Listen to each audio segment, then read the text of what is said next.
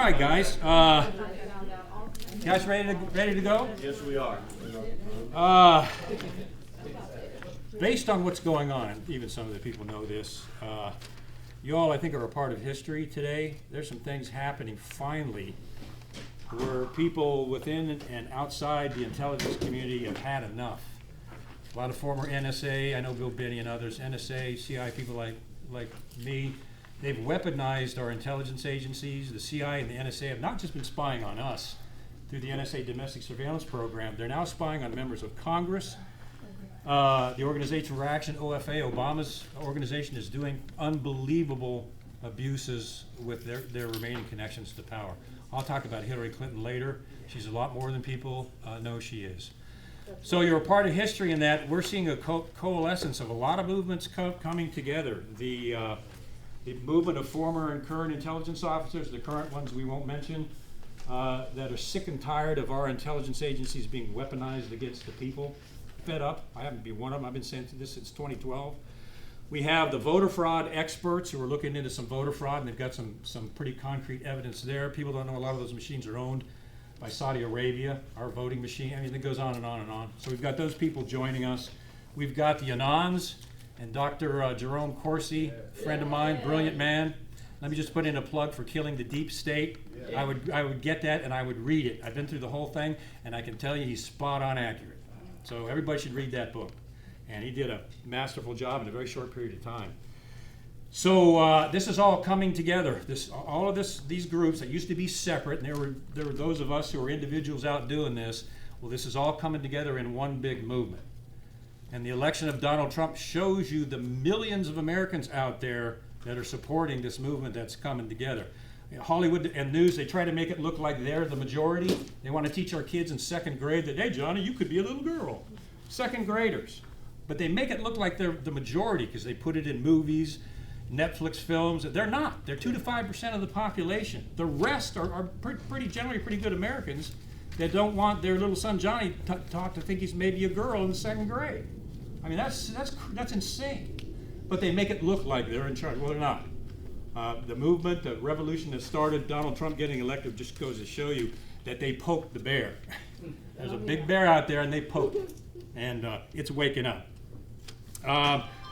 So in my case, any of you know my humble story?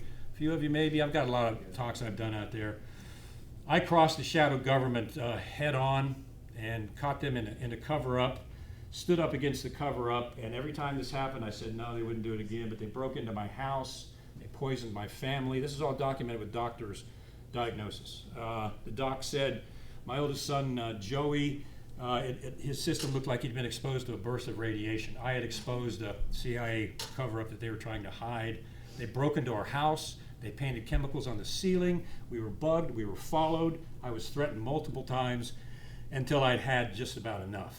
And I started seeing, I was a classifying authority. I also executed secrecy oaths. I was one of the bad guys. Well, I bound people to CIA secrecy agreements, which are for life, and you can go to jail if you violate them. I signed one of those myself. So all those people out there whose agreements I executed, they're like, wait a minute, now he's up exposing all this. Well, good. So I've seen the belly of the beast. I've seen the weaponization of intelligence. It is unconstitutional, and as I will show you, it's not just unconstitutional, it's a felony.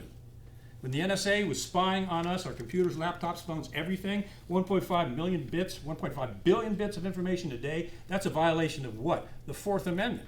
That's a felony, multiple felonies. Anybody go to jail? Nope. No. Anybody indicted? No. Anybody ever made to look bad in the press? No. Welcome to the shadow government.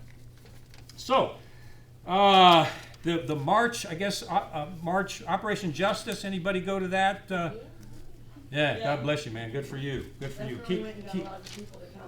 Good, awesome. And of course, you were behind that operation. Yeah, you're a hero. I was part of it. I went down there to pass out flyers and be a part of it, be a part of history there too. You guys are heroes. Keep doing it because it's going to grow and grow and grow, and those marches are going to get. That's how every great movement starts. Is just like that with a spark. So keep doing it. Yeah, we needed more people, definitely. Yeah, and you know how that goes. The next one will be more advertised. The wave will get bigger, and you just. Main thing is just stay regular. I think they're going to do it again. I mean, it's going to be happening again next Good. year. For sure. Good. Now the people saw it. Good. More wanna get That's how it's going to work. I always start off by saying this, tongue in cheek. I'm a recovering CI officer. It's taken me a few years to get over that, and I do go to a recovery program specifically for CI folks, but it's not a 12-step program. It's a 24-step program. And the first 12 steps we have to learn to tell the truth again, and that's the hardest part. And the rest is to get off the alcohol, because about over half of CI people are functional alcoholics, but that's the other side.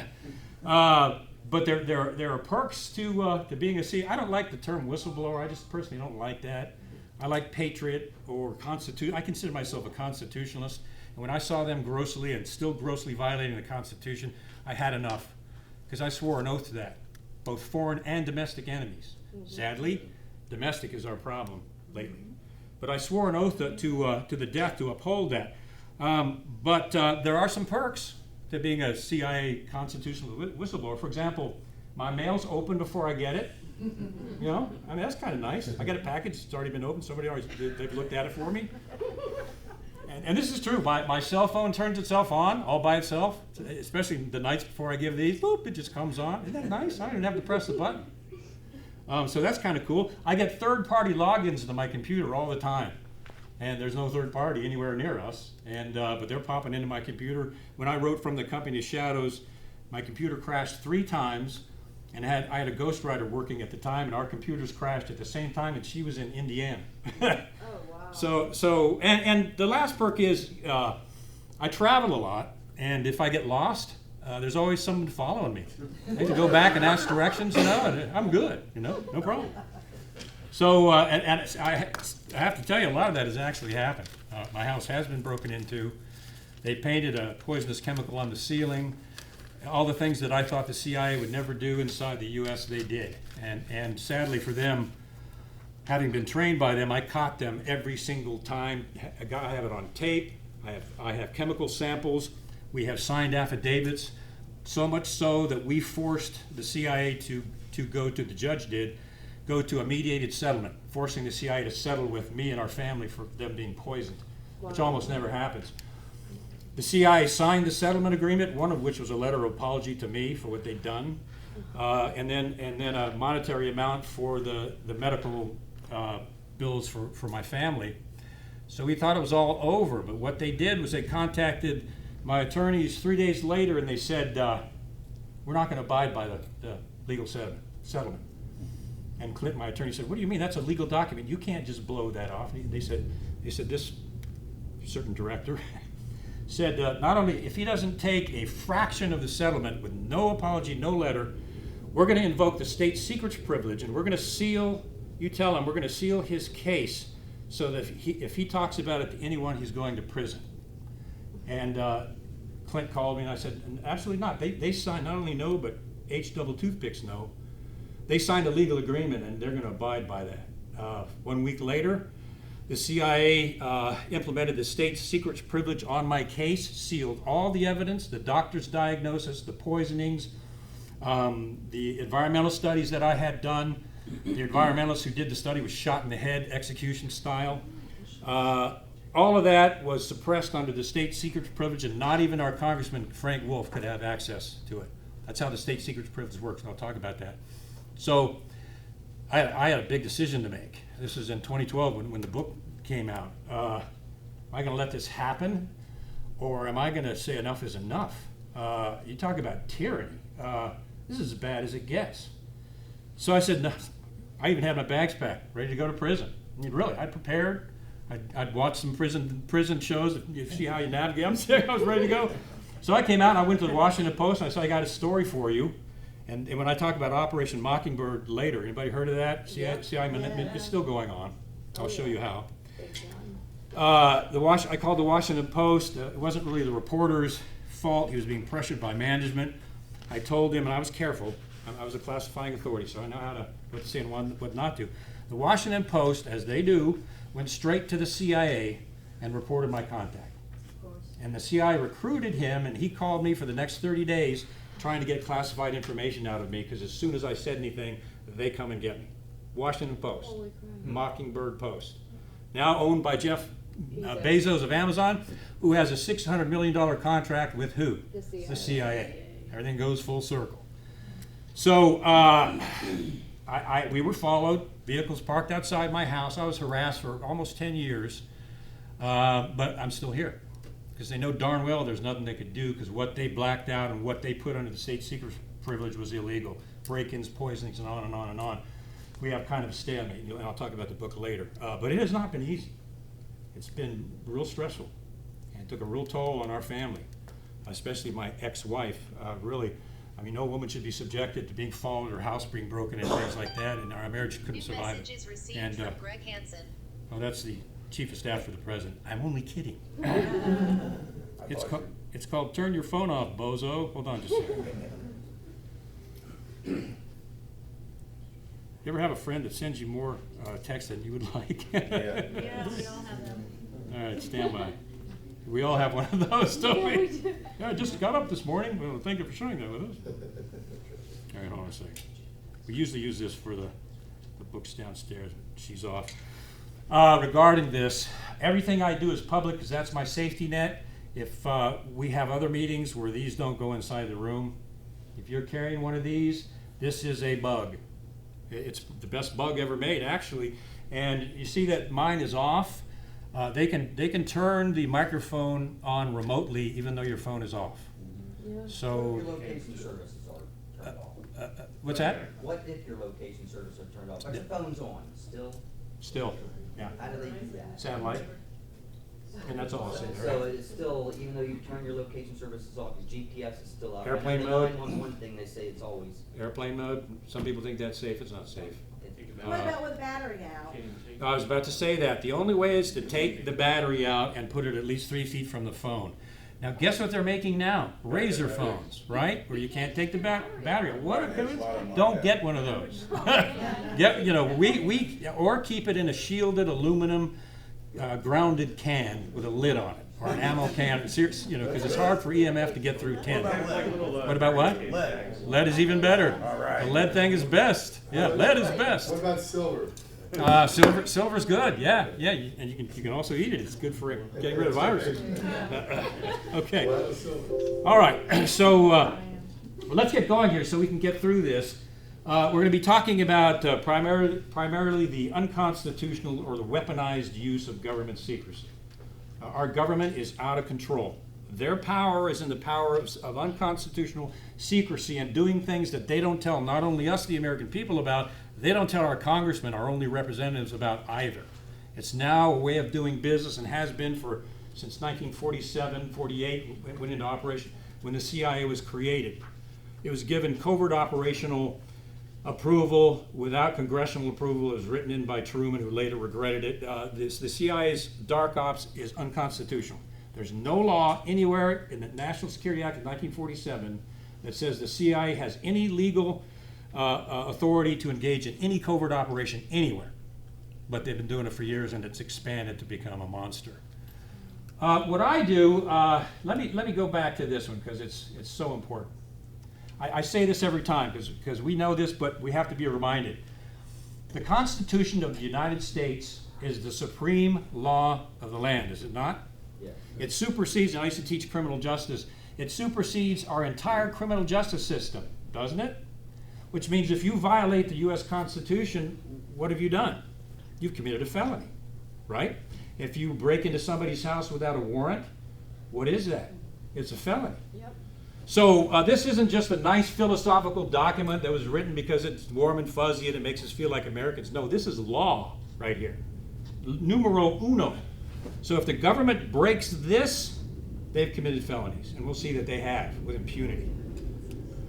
I like another thing I do a little differently is a lot of people talk about the deep state and the shadow government interchangeably, and that's fine. I think that's fine. There's a lot of brilliant people that are talking about the deep state and the shadow government kind of under the same umbrella, and I support that. Dr. Corsi talks about. I'm in Dr. Corsi's book, and he put that in there because he's a brilliant guy and he's really open-minded to this stuff. There's other books. I think. The American Deep State by Peter Dale Scott, another book I'd recommend, but he calls it the deep state. Now, the only reason I have a different take on that is because I come from the belly of the beast. I come from the secret agencies and I worked with every single one of them. So I know there is a difference between the shadow government and the deep state, and it is an important distinction. You can combine them together because they work together in kind of a matrix of secrecy, but they're different. The shadow government, then we got the deep state. The shadow government functions with the power, the unbridled power of the matrix of secrecy. Massive matrix of secrecy, and I'm going to get into that, show you in detail how that thing works. The deep state functions through money, power, and greed with the military-industrial complex, which is real, gets more real every day. The average MIC CEO makes $27.1 million a year, so that's just the CEO, and they're all bound by secrecy agreements. They're two different things in my view, and let me explain why. The shadow government is the secret, concealed parts, any government agency that functions under the shroud or the power of secrecy. That's the shadow government. CIA, NSA, DIA. And I'll show you some of these, and I'll show you where it comes from. This all started back, if you remember, the Council on Foreign Relations. A lot of you are probably aware of the CFR 1921. The CFR put together and created the CIA. The CIA was birthed by CFR members. Two of the prime members of the Council on Foreign Relations, which still exists today and still sets our foreign policy and is non-elected and does a lot in secret. The Council on Foreign Relations was staffed by Philip and Catherine Graham, the owners of the Washington Post, or some of the originators of the Council on Foreign Relations, the creator of the CIA. Maybe that explains why they still have a relationship today along with Jeff Bezos. Yeah, it does. The National Reconnaissance, these are the satellites, the birds that are flying over us, and I won't go there because I wouldn't last long if I did. The National Geospatial Intelligence Agency, another part of the shadow government, completely operates in secret. Believe it or not, and I'm sure you do, the NGA, working together with CIA In-Q-Tel, created Google Earth. Yep. So you think Google Earth is an independent satellite? No, it's connected directly into the shadow government and the National Geospatial Intelligence Agency. Do you think the government's not taking pictures of your house from space? They're right in there, man. This could be 8 hours. We could go so deep into this, but we don't have the time. Okay, the Department of State has its own secret entities that function overseas in conjunction a lot of times with CIA stations. They do have shadow government capabilities. The Department of State, I have to say this, I did a lot of internal work with the Department of State. They are so penetrated by espionage, it's not funny. Mm-hmm. I'm riddled. The Russians are all over Department of State. Now, if there was a State Department person, they'd probably start going into convulsions. But I did investigations in there, counterintelligence stuff, all over the place. It's a mess. God help Mike Pompeo, man. You know, who I understand is a pretty good guy by all accounts. He's a Tea Party guy. Department of Homeland Security, of course, we know the secret stuff that they do. JSOC, Joint Special Operations Command, that's the president's own private secret army that nobody knows about. If something's going down in Pakistan or Yemen, the president can summon JSOC and send them over in secret to take care of that issue. Now, is that a bad thing? I don't know. I used to be on a counter-assault team, and sometimes they're good, you know, as long as they stay within the confines of the Constitution. But that does exist. That's part of the secret government. That's kind of the military arm. And then we have these shadow government agencies that we have just seen weaponize their intelligence, violate the Constitution, and commit felonies. Department of Justice, Federal Bureau of Investigation. I don't know if that's what Operation Justice March was partially about, but the FBI, their directors have committed felonies. And I'll show you exactly. The movement that is going on now is pushing for them to be criminally charged, as they should be. So, with President Trump doing, draining the swamp and everything. Yeah. And then again, you still have all these agencies, and then again, he's trying to drain the swamp. Yeah. Right there, right? And he's done a pretty good job so far. Better, the best since John F. Kennedy, let's put it that way. So how long, See what happened to him, do we have to put up with these people? Let me put it this way, Donald Trump, like none of us, is a perfect man. We all know that. I love some of his tweets. I think they're hilarious. Others, I wish he wouldn't have tweeted them, But I know what he's doing. He's going around the press block because it would be filtered. He knows that. It would be filtered. Whether you like his tweets or not, that would have been filtered through the mainstream media, and he's going around them. That's kind of brilliant. So he knows what's going on. The swamp is so huge, so extensive, and has been around for so many years. It's got 20 and 30-year careerists in it. To drain that swamp, nothing's impossible. Most you can do is do it some damage, which I think Trump is doing. You can do it some serious damage, and more than anything, in my humble opinion, is educate everybody of what the swamp is. Okay, if you know what the swamp is and how illegal and felonious they are, and there's a movement which is happening across the United States, people are eventually going to get fed up, and they're going to start voting some of these booger heads out of office, both in Congress, the Senate, even at the state level. But first, we got to know what the beast is before we can kill it, because we need to find its weak spot, and that's kind of what I'm all about. Okay, we've seen the NSA weaponized big time. The 1.5 billion bits of information that they collected on you and I, our cell phones, and our texts. They lied about that. They were collecting our texts. Under the new NSA Freedom Act, they're supposed to have stopped doing that. They have not stopped doing that. What they've done is, it's called traffic shaping. I'll try to stay focused because I could go off in so many areas. The NSA is now doing traffic shaping, which means they're collecting our information at overseas locations outside of U.S. law, but they're still doing it. So don't let anybody tell you the NSA has stopped. Not only that, all of that information that they collected on us, even before 9/11, by the way, is still stored at the Utah Data Center. Well, I don't care if I've had people say, I don't care if they're spying on everything I do. It's like, you moron, you know? I don't care that they're violating I don't care that they're grossly violating the Constitution. Oh yeah, well what about that tax return that you cheated on? Lockheed Martin collects all the IRS information and gives it to the intelligence agent. Did you know that? So if you cheated on your taxes and they decide you're a target down the road, they just go to the NSA Utah Data Center and they do a search on you and they pull that out and they can bust you, put you in jail for 5 years. So I don't care if the NSA's been spying on me. You know, that's kind of a ridiculous thing to say. But I've heard it several times. You guys, some of you probably heard it. I said it. Yeah. I like the new line about now saying if it's unconstitutional, they better not do it. Boom. I don't really care. I mean, I'm Boom. as public as can be, but I like the fact that now I can say Yeah, it's a felony. it's unconstitutional. And it's illegal. That's right, exactly. You betcha. You betcha. Okay, so let's go on with this a little bit and get down into a little bit more of the nuts and bolts, and then I'm going to get into Hillary Rodham Clinton a little bit. And she's a lot deeper than most people think she is, and I'll show you what I mean by that. All right, so we're going through this, and we worked our way all the way up to the FBI. James Comey has committed a felony. We know Andrew McCabe has committed a felony. We know that, Peter Strzok and Lisa Page have both committed felonies. Now, they're both still working there. That could be because they've been rolled, you know, and that's why they still have their jobs. I mean, there are things that happen that we don't see that are below that.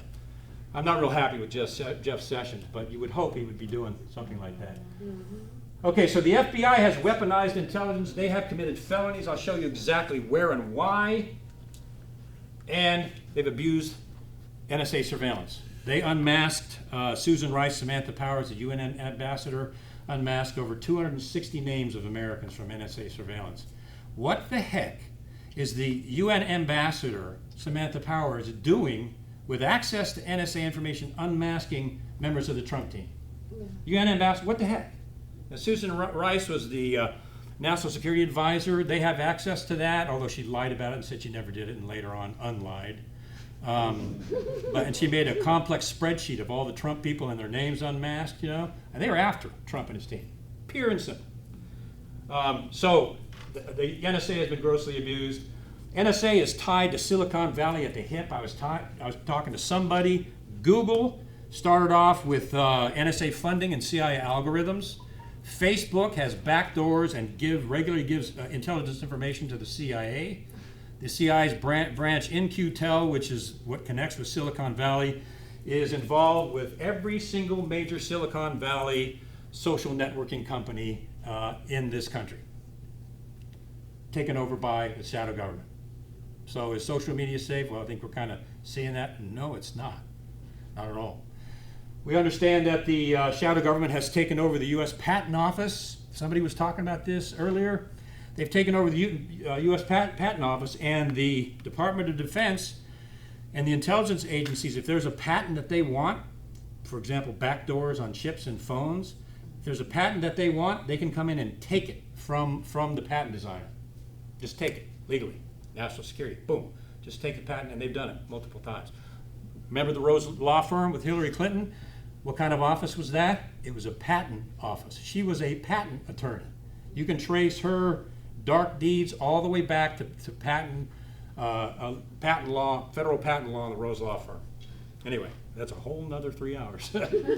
All right, we continue on. This one, I call this the central node of the shadow government because it has been so out of control since 1947. An estimated 7 million people have been killed in CIA coups and mostly failed operations. Now, I come from there. That's why I said I'm recovering. I did some noble things. I did a lot of ignoble things. I had some things to repent for. But this needs to be taken apart and put back together properly. It's covert operational, dark operational, unconstitutional activity needs to be eradicated, and it needs to be turned back into what Truman intended, and that's a legitimate intelligence gathering organization for the United States government, which it no longer is.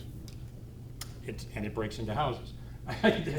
And the Director of National Intelligence, James Clapper, is coming out against Trump almost daily. He's now a CNN correspondent. What a surprise. Calling Trump names, saying that he should be impeached. I can tell you from being inside there, CIA directors and directors of national intelligence are non-political. They are not supposed to come out and make comments about a former or current president. That's not their job. It never has been their job. The only person that has ever done that in history other than these guys is, guess who? Allen Dulles, who despised John F. Kennedy after Kennedy said he was going to break the CIA, splinter into 1,000 pieces. Allen Dulles formed his own secret band of former CIA officers, and I'm probably I'm one of the only CIA officers that's former. It says a lot of things. But the CIA was directly connected in at least the cover-up of the JFK assassination. At least the cover-up. Guess who they put in charge of the Warren Commission's investigation into the John F. Kennedy assassination? Allen Dulles. The most wicked, he was connected to Nazi Germany. He brought Nazis in the United States. He had friends in the Third Reich. He was torturing, doing all kinds of stuff. And that's who they put in charge. That's why Kennedy fired him. And they put him in charge of the Kennedy assassination investigation. That's how the shadow government works. All right. Mainstream media. I'll show you. Everybody knows that the mainstream media is not reporting the truth, or they're omitting the truth, or they're flat out lying. CNN being at the top of that list. I'm sorry, Jake Tapper, but it's just the way it is. Why? They've been as connected to the CIA going all the way back to their membership, and there's a lot of them still on the membership of the Council on Foreign Relations. They are not an unbiased media source. Duh. But I think we've all probably seen that pretty directly. When we lose our major media, we lose one of the fourth pillars of our constitutional government, and we've lost it. Quick question, the CIA Yes. and the CNN, since you're on it, my understanding is the CIA actually plays almost 24/7 CNN everywhere in there. Is that Yes, still that true? is, I can say from being in there, yes. I mean, that's just, That's the main news source. Nothing classified about that. I sat in a lot of centers, and CNN was on 24 hours a day. Yeah, that is a fact. crazy. Good question, by the way. All right, so let's move on. Now, the deep state, and this is just me, having been inside from the CIA and NSA and other things. This is the deep state, and I'm not disparaging anybody that puts them together, because they are connected together in a matrix, and you can't talk about them as one and the same. I'm splitting them in two because I've seen how they both operate. But the deep state itself is made up of these. Remember Eisenhower, his last speech he gave, be very concerned about the establishment of a military-industrial complex that winds up running this country. Guess what? It's here. And he originally called it the military-industrial congressional complex. And they talked him into taking the congressional part out. Because he knew way back then that and I'll show you this, the military-industrial complex is tied right in with Congress at the hip, to the tune of $700,000, $800,000, $900,000 of contributions a year. John McCain, for example, that's why he loves war. They go right into their re-election or super PACs. So Eisenhower nailed it way back then. The MIC is made up of the defense contractors, massive, and I'll show you some of these. Intelligence contractors, most people don't know about. I don't know, I may be the first one, who knows. Hopefully there's others out there. I'll show you what the intelligence contractors do, and shocking. Military industrial complex lobbyists run Washington, D.C. through the power of money and greed.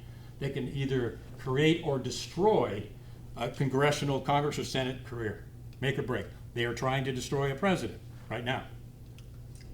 Foreign lobbyists, Saudi Arabia might as well have a seat in Congress, that they're so influential with their billions of dollars that they give to Hillary Clinton, congressmen, senators, and others to affect, when she was Secretary of State, by the way, to influence their decisions in Washington. You give somebody $30 million, you think maybe they're going to, as Secretary of State, rule in your favor and send you weapons and planes like Obama did, Predator drones? Yeah, that's what they did. All right, the Treasury Department, which has become such a business entity, it is connected at the hip to Wall Street itself and all of Wall Street's hidden offshore accounts with billions of dollars that we don't know about, that our government has hidden in certain places, connected directly to the Treasury Department. Notice I have system in red with a dollar sign, because this is money, power, and greed. This is not secrecy. See, that's the difference. Okay? The Federal Reserve, that's a whole nother 3 hours. Created in 1913, that was the original destruction of our Constitution. Because the Federal Reserve, as many of you probably know, is not federal and it has no reserve. It's a private agency and it's made up of foreign banks, not American banks. And everything it does is in secret. Its foreign board is secret. And its audits are secret. Everything the Federal Reserve does is in secret. And you know why? Usually when the government does something like that, it's because it's unconstitutional, illegal, and they don't want the people to know about it. 9 times out of 10. But we lost our economic constitution with the creation of the Federal Reserve in 1913. You think the CIA uses the Federal Reserve in foreign banks? Yeah. BCCI, anybody hear that? Laundering money. HSBC, I'll get into that, and James Comey, who was on the board when they were doing their dirty deeds, should be in jail. But Deep State, the International Monetary Fund, came out of the Federal Reserve. The World Bank, connected to the Federal Reserve. The IMF is now issuing what are called special drawing rights, or SDRs. It's a digital currency. They and Obama especially were pushing for an international global digital currency through the IMF, and they're actually using SDRs right now with some Belgium, some other countries. And that's part of globalism, the global economic order, which exists. Okay, let me speed it up a little bit. Now, I want you to see this, and then I'm going to get into what's going on currently. The CIA and the intelligence agencies are supposed to only have a legal function outside the United States, are they not? Mm-hmm. They're not supposed to be spying on us, are they not? They're not supposed to have an economic power or influence over the American citizens, are they? No. They have a foreign mission only. I mean, we were briefed that from the very beginning. Inside the United States, this is the complex of secrecy. 10,000 secret sites within the United States post 9/11. Not even Congress knows where all these are. There are 1,271 new secret government organizations created after 9/11 inside the United States. There are 1,931 large, huge private companies like Northrop Grumman, Lockheed Martin, General Dynamics, and others that are functioning, doing in top secret intelligence work inside the United States. And I'll explain in terms of the population what that means. That we know of, 4,800,000 Americans hold a top secret clearance. That we know of. Okay, so you think any of these people are going to challenge the shadow government when they're retirement, their family, and everything else? Heck no, I know droves of them. They think it's terrible, they hate it, but they're not going to say a thing about it, you know. Did you say top secret clearance? Top secret, yes. Top secret. Is that like the Q? Q would be top secret Q. Q is a subcompartment. It's like it's a branch of top secret. You could say it's one level up. Yeah, Q clearance would be, I gotta be careful here. Department of Energy. The Department of Energy has Q clearances. If you work at a nuclear facility, you got a Q clearance, which is just on top of your top secret for DOE stuff and some NSA stuff and other things. So yeah, that's right. And I'm not going to the SCI side here. I can't. If I want to still breathe, let's put it that way. 854 top secret. They're within the military-industrial complex and what I call the secret intelligence industrial complex. I'll show you in a minute. There are millions of Americans working for these companies and these government agencies across the United States. And what is most chilling about that is every single one of them is bound by what I used to execute a secrecy agreement or a secrecy oath, which says you will not discuss anything that you have access to that's classified, or you will be terminated and possibly go to prison. So what they do is they get these millions of people bound by that agreement, and if they see something illegal or unconstitutional and they've got the nerve to say something about it, they hold up that piece of paper. I know because it was done to me. They hold up that piece of paper and they say, you talk about any of this, you signed this, you could go to prison for 20 years.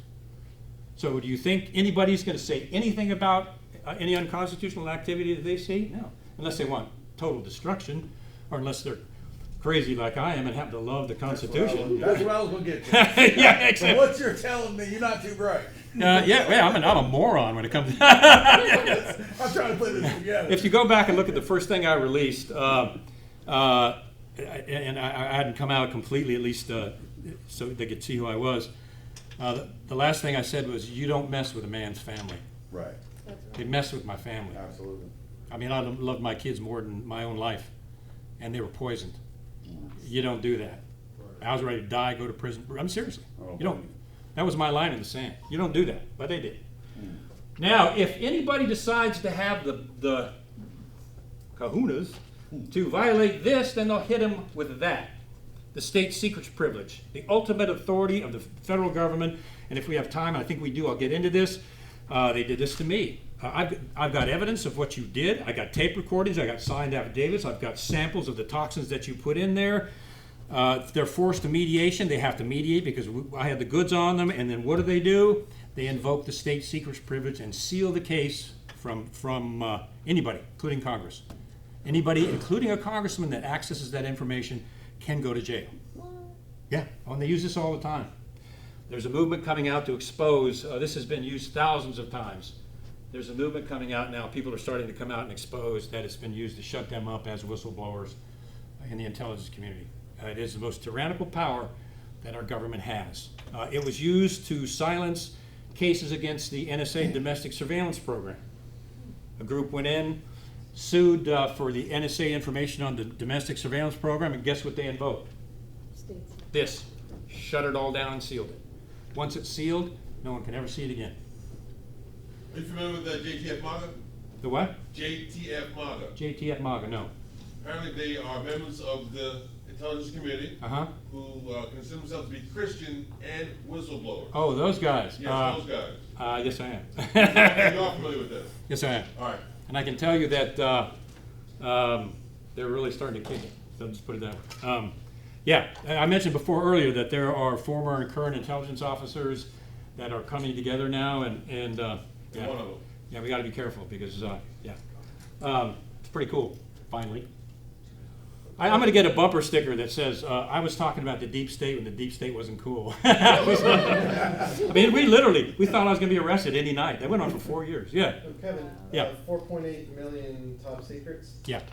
Of those, I mean, a lot of them are DoD, right? So, of those, how many would you say are actually contributing to the nefarious affairs that you're speaking of? All of them. Boom. If I would say, I'm a big fan of the military and Department of Defense and Air Force. I'm sorry, that's crazy and Why is it crazy? I have a top. Well, hold on. secret Let me clearance, answer that. And my job was to help our troops to stay alive. That was my job. Yeah. I was not participating in any of this stuff. We're That's why talking it's about. crazy. We're talking about. This is the difference, guys. What we're talking about is the people that have a top secret clearance that are using that for the intelligence agencies for a purpose of surveillance. Okay? Top secret clearances, for example, I'll give you a real simple example I use in the book. Troop movements going into Afghanistan. That's classified. You reveal that, you're going to get our troops killed, murdered. I work with a lot of, especially in the Air Force people with top secret clearances that are dealing with the nuclear threat. So just because you have a top secret clearance doesn't mean you're a bad person.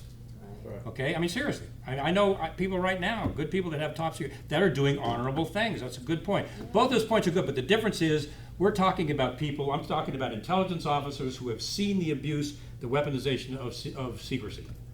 That group. What portion of the 4.8 million are Well, they? it's the, the Department of Defense is so huge. I know the exact figure for the agency, and I can't say that, but I could say that probably 50% of those are probably DoD.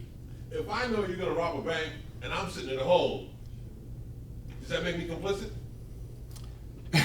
Well, if you're working for a bank robber, if you're a bank robber, yeah. I know you're gonna go rob a bank. I'm watching TV eating Cheetos, and I know you're gonna go rob a bank. I had some Cheetos last night. Watch it. You can get arrested for that. Am I complicit? You are complicit. But see, let's not get off on a rabbit tail. Let's not get off on a rabbit tail. We got a lot of stuff to cover here. Do you see the difference? Okay? Army, Navy, Air Force, especially the Air Force, has got top secret clearance, and they're honorable men and women. They're doing good national security things. And I make this point in the book, you can't broad brush this, and anybody with a clearance is evil, because that's not true. We're talking about the weaponization of secrecy. We got that? Yeah. Okay, let's move on. Now, this one, the Secret Intelligence Industrial Complex. Not many people know about this. It's never been called this, at least until this briefing. There is a Secret Intelligence Industrial Complex that is as powerful as the military industrial complex, made up of Leidos Holdings. I've worked for some of these people. SAIC. I've worked with SAIC before. SAIC helped put together Trailblazer in the NSA domestic surveillance program, and they botched it. Lost $7 million, I think, in taxpayer money. No disciplinary action. They're still getting government contracts. But Bill Binney and Kirk Weavy have come out about Trailblazer and their whole domestic surveillance thing. So that's their thing. So CACI, the torture program, General Dynamics just acquired. Anybody heard of CSRA, one of the biggest tech companies in government? General Dynamics just acquired them, and I'm getting to my point here in a moment. Booz Allen Hamilton, home of Edward Snowden. Booz Allen Hamilton is huge and international. Booz Allen Hamilton has been around for so long that they actually helped build the intelligence service for Egypt. Helped them put their whole intelligence service. I mean, that's how long Booz has been around. And then you've got Lockheed Martin. Now, Lockheed Martin does a lot of different things, but I can tell you two things they do. They are they do about 80% of the surveillance work for the CIA and NSA. Lockheed Martin also has a surveillance program where they monitor everything you do with the IRS. Your telephone communications, everything you do with the IRS in writing, every interaction you have with the IRS, they're doing a surveillance program on you for your IRS transactions. Anybody have a problem with that? I do. And I try to be honest with my tax business as I can, but I just don't like that, you know? Yeah. I don't like the IRS anyway. But that just goes to show you, this is $50 billion annually in our tax revenue. We have to remember, everyone, these are our taxes. We are paying for this stuff. It's not like the government has this big pot of money that they're using. This is coming out of our paychecks. That's important to remember. We're paying them to spy on us. There's something wrong that really is not right about that. This is the big part. They do top secret work. They're unelected, it's unreported, they make major foreign policy decisions, deployments of sophisticated surveillance operations and other things. They don't report to Congress, they only report to these agencies. They're not elected. The CEOs of these companies that make these major decisions about going to war are not elected, and they're not connected to Congress. There's no accountability to the American people or to Congress whatsoever for what these billion-dollar companies are doing. Hidden in secret. It's the military-industrial complex, but on the secrecy side. Can you see the difference? Yeah. Two different things. Most people don't know. SIC, I didn't pick that acronym, SIC. but the Secret Intelligence Industrial Complex, no one knows about that exists. Okay. Now I want to touch on this. Let me say, guess who the largest arms dealer in the world is? George Bush Sr. Yeah. USA. Us, the United States. Sadly, I had something to do with that, and that's why I'm recovering. We're the biggest arms dealer in the world. More than the Soviets. Yeah, we are. We're pumping guns and bullets and missiles all over the world all the time. It's big business. Why do you think the military industrial complex loves war, man? Makes them billions. Let me show you how they do it. The Congressional Armed Services Committee. Everybody still with me? I know this is a lot of stuff. You're going to go out and things are going to be leaking out of your ears. So if you walk away with maybe 40% of this, we're doing good. Okay. This is eventually going to wind up. It's going to wind up in the public soon. So you'll see it again. Congressional Armed Services Committee. There are 48 senior members, congressmen, and senators that decide how much the defense appropriations budget is going to be. Budget for Department of Defense, the budget for the CIA, NSA, and others. 48 congressmen and senators. Guess who contributes to their campaigns? Lockheed Martin, Nice. General Dynamics, Beautiful. Northrop Grumman, Raytheon, Boeing. And these are just the biggest. Booz Allen Hamilton, what a surprise. 1 trillion with a T in annual spending total. Now some of that is good. It's for the military, and Trump just increased military spending for the troops and benefits and things, and I think the military families are really suffering. Good stuff. Okay, the rest, not so good. I have a question. 46 billion in foreign arms sales. Yes. Are any of these groups part of the SES, or is that a completely separate group? You know, there's a lot going around about the SES now. I worked under the SES, and I have to disagree a little bit. You know, the people are spinning it. The SES is a pay grade. It's not a secret cabal of men and women out there trying to rule the world. One of the guys that helped me with this book, helped me expose, was an SES. In any federal agency, you get to a GS-15, and you can't go any farther. That's the cap. And if you're really good, they'll promote you to the senior executive service level. It's a pay grade. Yeah, sorry, I know I just bopped a bunch of bubbles there, but I worked under. It's a pay grade. I mean, sorry. My understanding of it is, and maybe it's in misinformation, is that they can't be fired and they can be part of it for a short amount of time and then leave and keep the That's same true. pay grade even That's after true. they left. Yeah, it's like a lifelong appointment. That is true. Yes. Okay. Yeah. Well, governmental employment after 3 years is basically lifelong unless you commit an act of breach of faith and fire. It's hard to fire anybody. Well, except for the CIA. A lot of people don't make it past their third year in the CIA because you go through your first polygraph exam, your third year in, if you got a CIA clearance, which CIA is separate from the other clearances. But they hit you in your 3 year with a full polygraph and background investigation, and if you've done some funny stuff, and it happens a lot. So if you see, I won't go open a can of worms, but if you see somebody saying, well, I worked for the CIA for 3 years, and then I moved on to Department of State. I'm like, yeah, I bet you did. Anyway, because I was a polygraph examiner towards the end of my career, and counterintelligence investigators, I've been through, seen a lot of those. 46 billion a year in arms sales from the U.S. of A. That would be us around the world. And anyway, That money doesn't go to the government though, right? the 46 billion. That goes to the private company. Yeah, it goes mostly to the MIC, military industrial complex. Yeah, who makes the bombs, bullets, and missiles. Yeah, Why right. is Carlyle Group not on there? I put the big dogs. Carlyle Group is they actually manage the funds of several of these. I used to work for USIS. I was a program manager for a MIC contractor, and Carlyle owned us as well as some other companies too. I was a qualified investor and everything. I cleared the qualifications for Carlyle. For Carlyle, yeah. Carlyle is, I quibble everything that the U.S. is the largest arms dealer in the world. Carlyle Group is. I would We agree. essentially own. A lot of the arms dealers, including the one I used to work for. Yeah. They have been accused of being one of the biggest fomenters of war, and in that regard, and they profit from it heavily. But that's where most of our business was. Yeah. My sister worked for them right when they were starting. You from Carlyle Group? Yes, Yeah. Bill Timmons. Did she? Yeah, back in the beginning. And she got out because she started to figure this Yeah. out.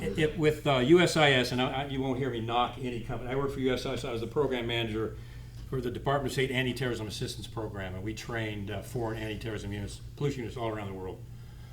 So I don't want to knock them, but the point is that you're exactly right. These big groups are selling these arms, and they're getting them from these military-industrial corporations.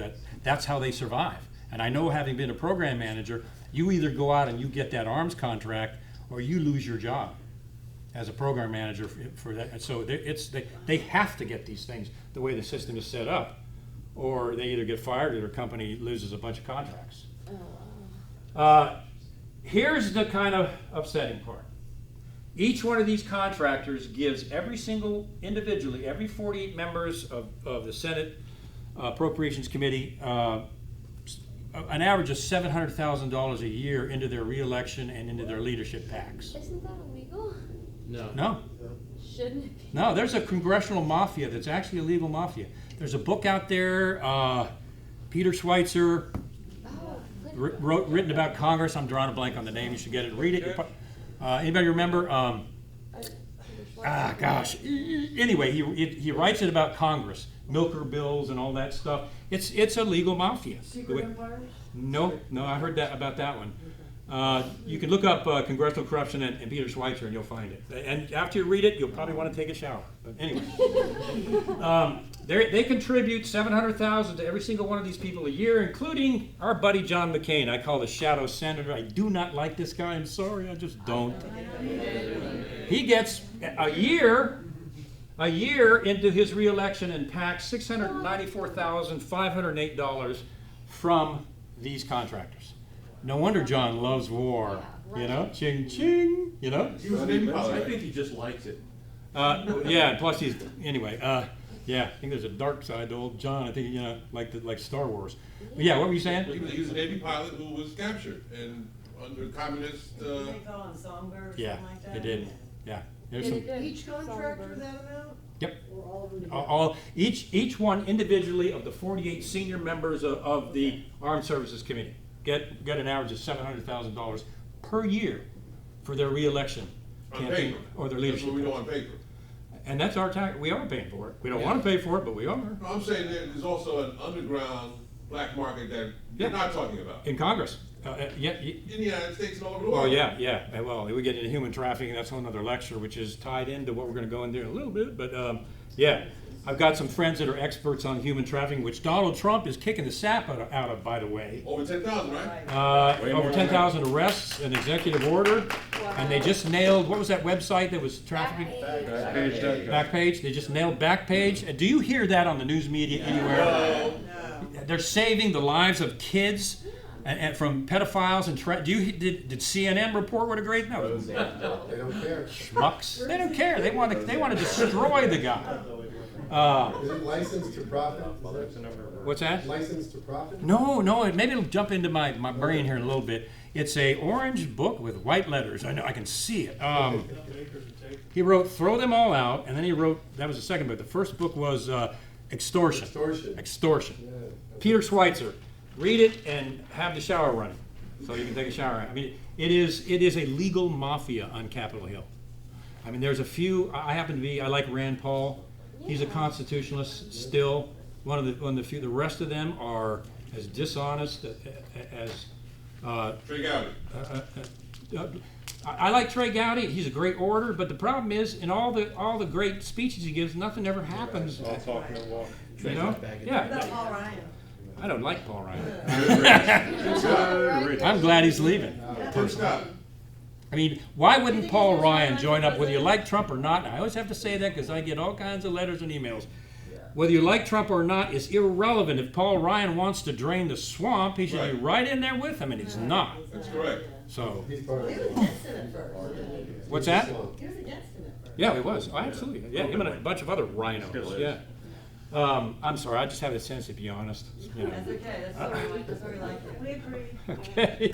I give this to some groups that don't necessarily. You know, it's funny that the Republican National Committee never has me come and speak. And I'm still trying to figure that out. But anyway, Dana Priest, William Arkin wrote a book called Top Secret America, another must get. I don't know if they got a Pulitzer, but they sure should have. They may have. They should have. They wrote this. The top secret world of government created in response to the terrorist attacks of September 11, 2001 has become so large, so unwieldy, and so secretive that no one knows how much money it costs, how many people it employs, how many programs exist within it, or exactly how many agencies do the same work. The Congress doesn't know. Constitutional problem with that? What's the only representative of the people in Washington that we got left, if we should have left? Congress and the Senate. It's the way the thing was set up. They don't know, have no idea. So what's really running the government? I'll show you more about this later. Who's really running the government then? The shadow government, deep state. a separate secret government that operates outside the Constitution, and I'm going to prove this. That's a pretty strong statement, but we're going to prove it. Are they the ones that did 9/11? Whew! Well, you'd have to ask that, wouldn't you? What about 9/11? All right, I have to tell you this. I'm a criminal investigator. That's part of my background, right? So I look at everything from a criminal investigation standpoint. And I looked at 9/11. I taught this in college from a criminal investigation standpoint, and it doesn't pass the muster. If you broad brush it as a terrorist attack, it covers up a whole lot of evidence. If you look at it from the perspective of a criminal investigation, there are all kinds of problems. There's 100 problems with the 9/11 Commission report. Now, I'm just telling you, objectively.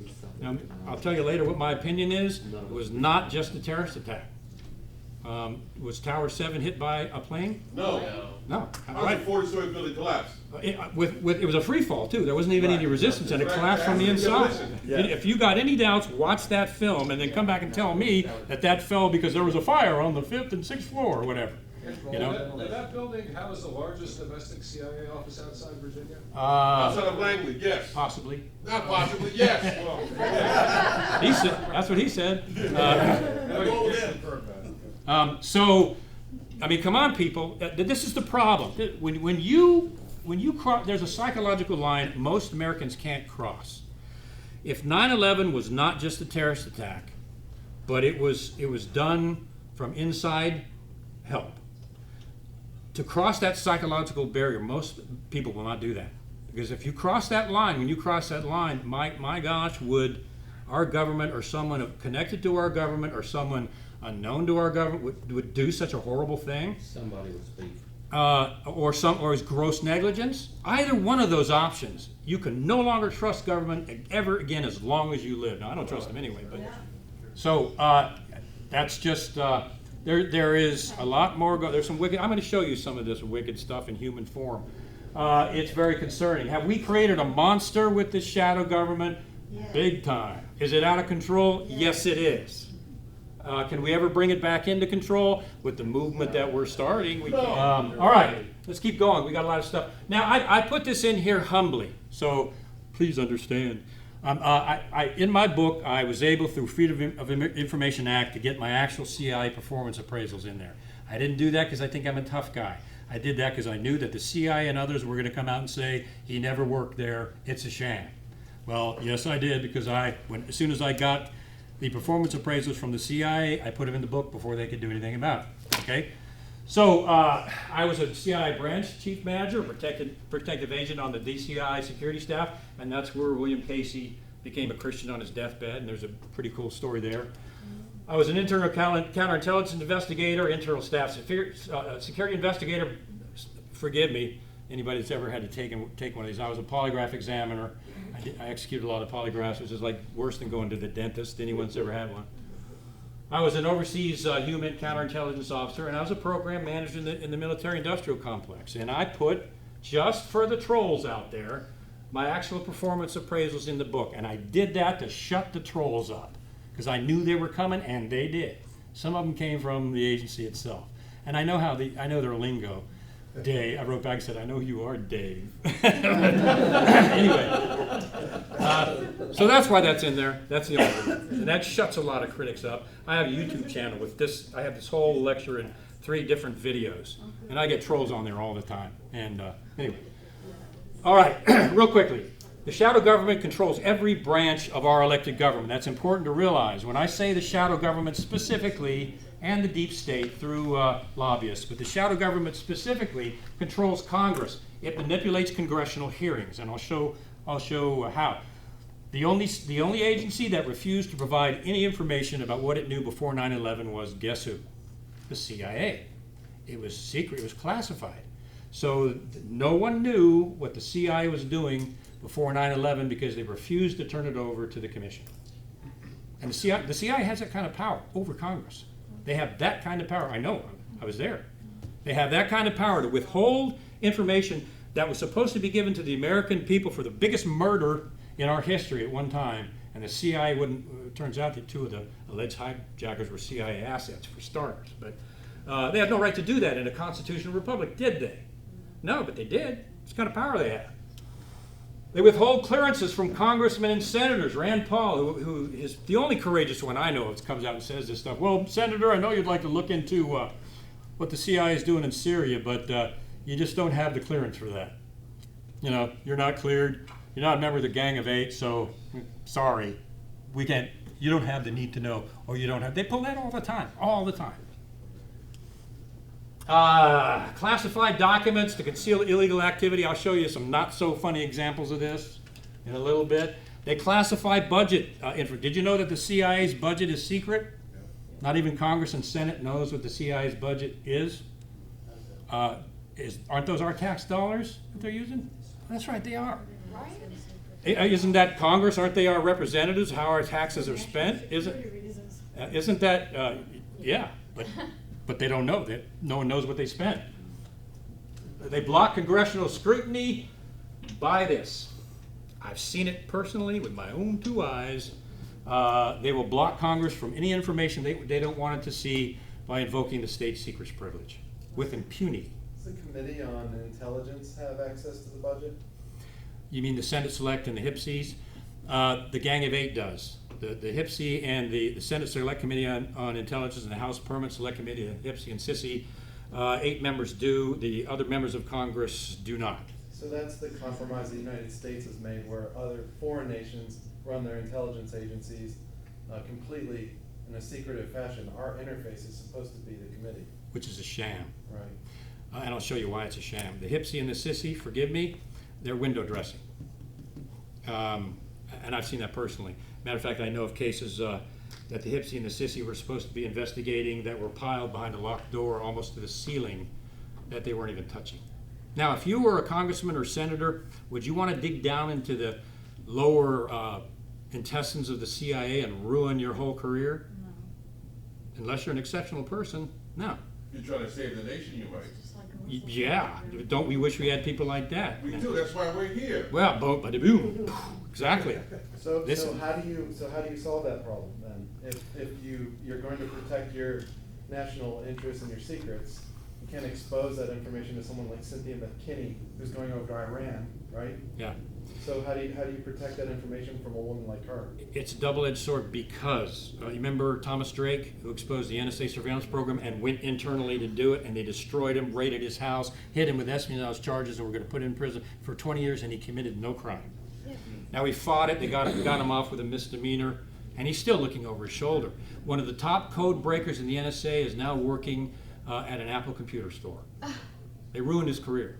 And Thomas Drake's case was what Edward Snowden used as an example as to why he didn't go through the system. Yeah. That's called blowback, you morons. You know, you destroy people's career from trying to be honest, and then you get the biggest espionage case in history because of what you did. That's how stupid. When people get up there, like at the agency, I used to have to do this. You're at the top of the intellectual evolutionary chain. Did you know that? 3,000 people apply for the CIA here, and only 2% gets in. That's you. You know, and everybody's head swells up. And then they do really stupid stuff because you turn them into a narcissist, you know?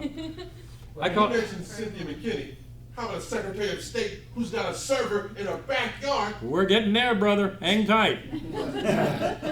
Control of the White House blindfolds the president in covert operations like Iran-Contra, for example, and Iraqi intelligence. Provides false intelligence. George Tenet did that on purpose. There was no intelligence, good intelligence. There was suspicions, but there was no hard intelligence, and they darn well knew it.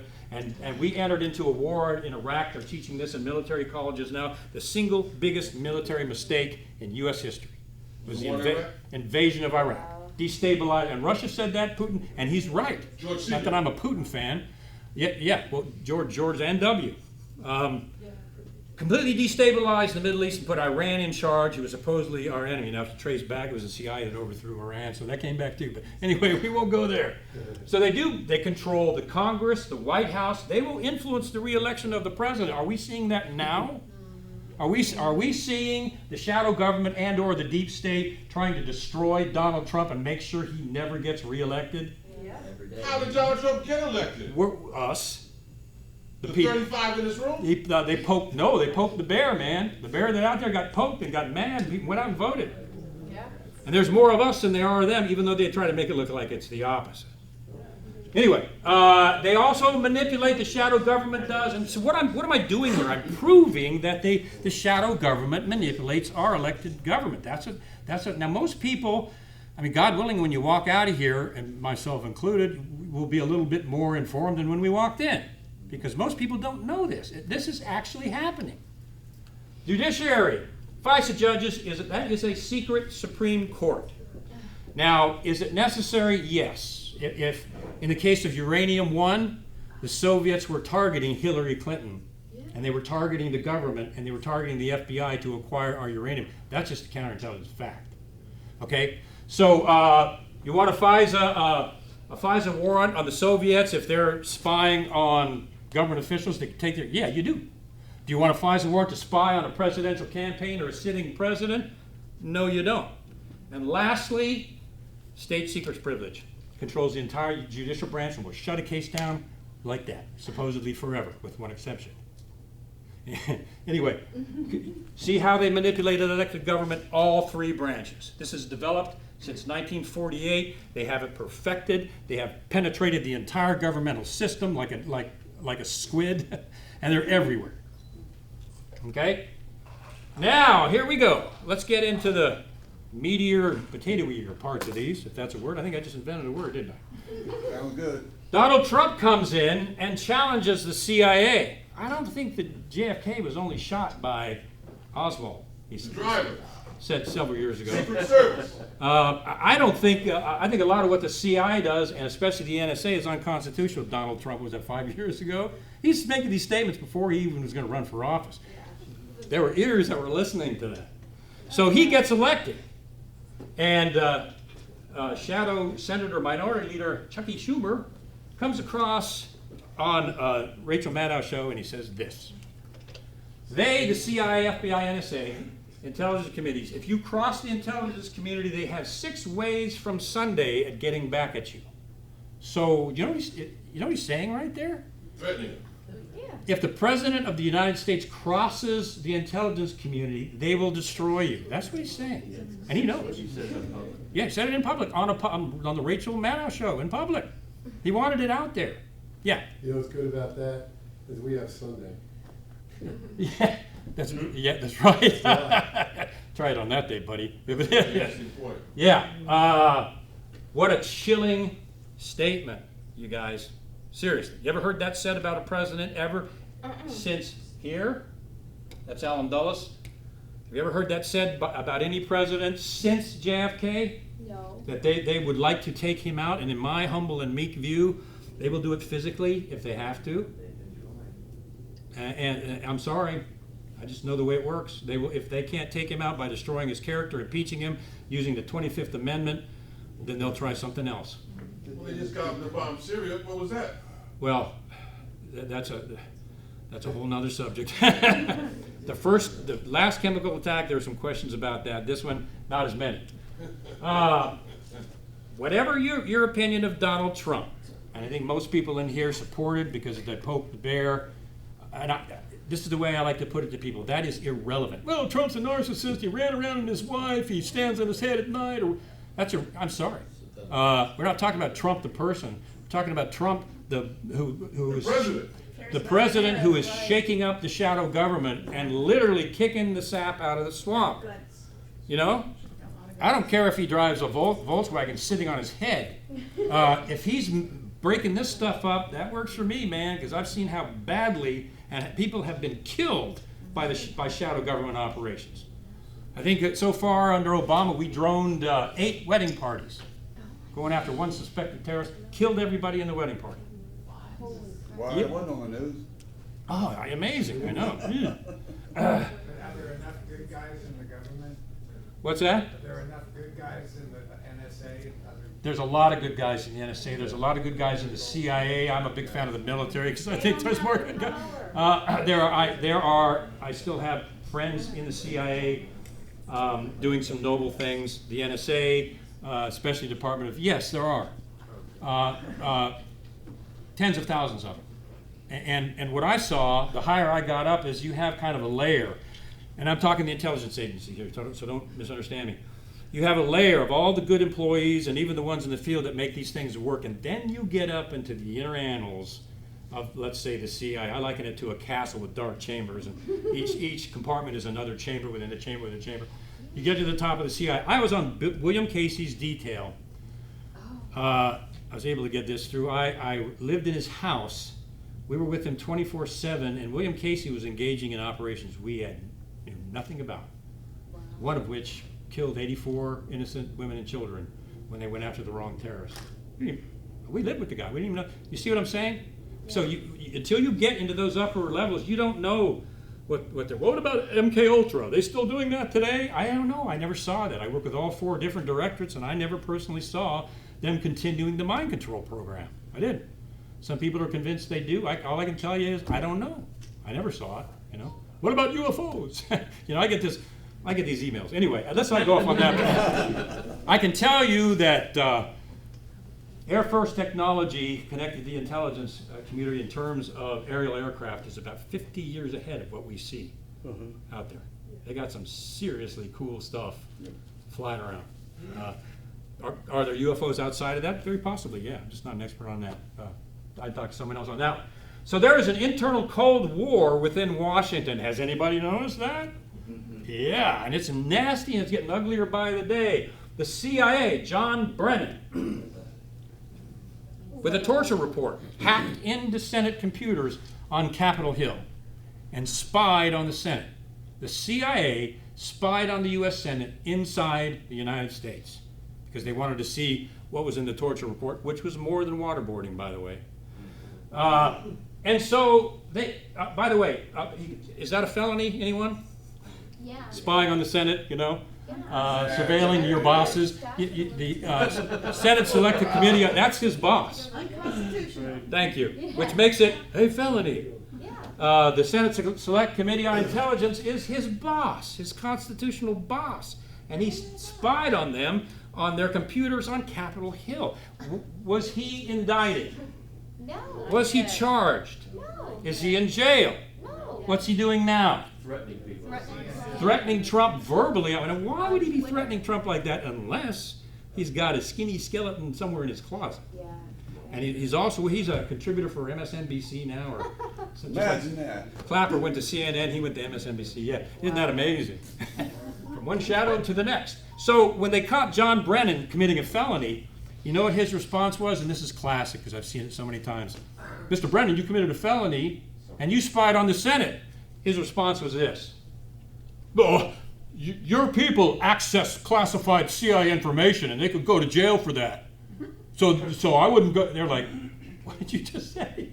You just committed a felony. You're threatening us because we looked at your information on ours. But that's what he did. See, that's what the CIA does. I liken it like this. Remember the Wizard of Oz? They tried this on me.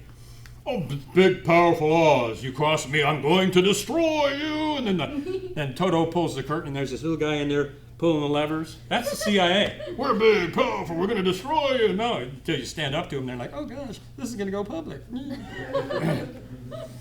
That's the way it works. The NSA tapped into conversations between Congress and the Prime Minister of Israel about Iran. NSA tapped into the conversations, spied on them. We know about this one because it's still going on. The NSA clearly spied on President Trump, his campaign and transition team, and I'll get into that in a little bit more detail here in a moment. The FBI withheld Fusion GPS documents from their boss on the HIPSI and the SISI, the intelligence committees, and they're still withholding documents. The FBI is still, and I understand Rosenstein is finally starting to turn some of Strzok's and Page's emails after stalling for almost 4 months, stalling against their boss, they're finally starting to release. Brennan took the Dossier, which we'll talk about in a moment. Are y'all still with me? I know this is a lot of stuff, man. And I'm ahead of you. We're just good. You're ahead of me, good. I like that. I love that. Oh, man. What's next? See what Cheetos do? 15 minutes. I got this. Yeah, is Thomas here? I was going to say, Thomas, you mind if we go over? Because it looks like we will. Anyway. No, you're fine. We're good? Okay, there's Thomas. Yeah, thank you. You're the boss. Brennan took the dossier information, which we'll talk about in a moment, and intentionally leaked it to the press and called it intelligence. Operation Mockingbird, controlling the press, manipulating the press. The director of the CIA did that. More to come. Clapper and Brennan have just signed an America's brief. There are some people, Democratic DNC people, actually suing Donald Trump for the DNC email hacks, claiming that Trump ruined their reputation by those emails being released, as if Trump hacked into them.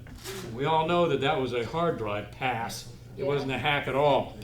But what the bizarre part is, Brennan and Clapper have written a brief supporting that lawsuit against Donald Trump. Yeah, two former CIA directors, director of national. Why would they do that?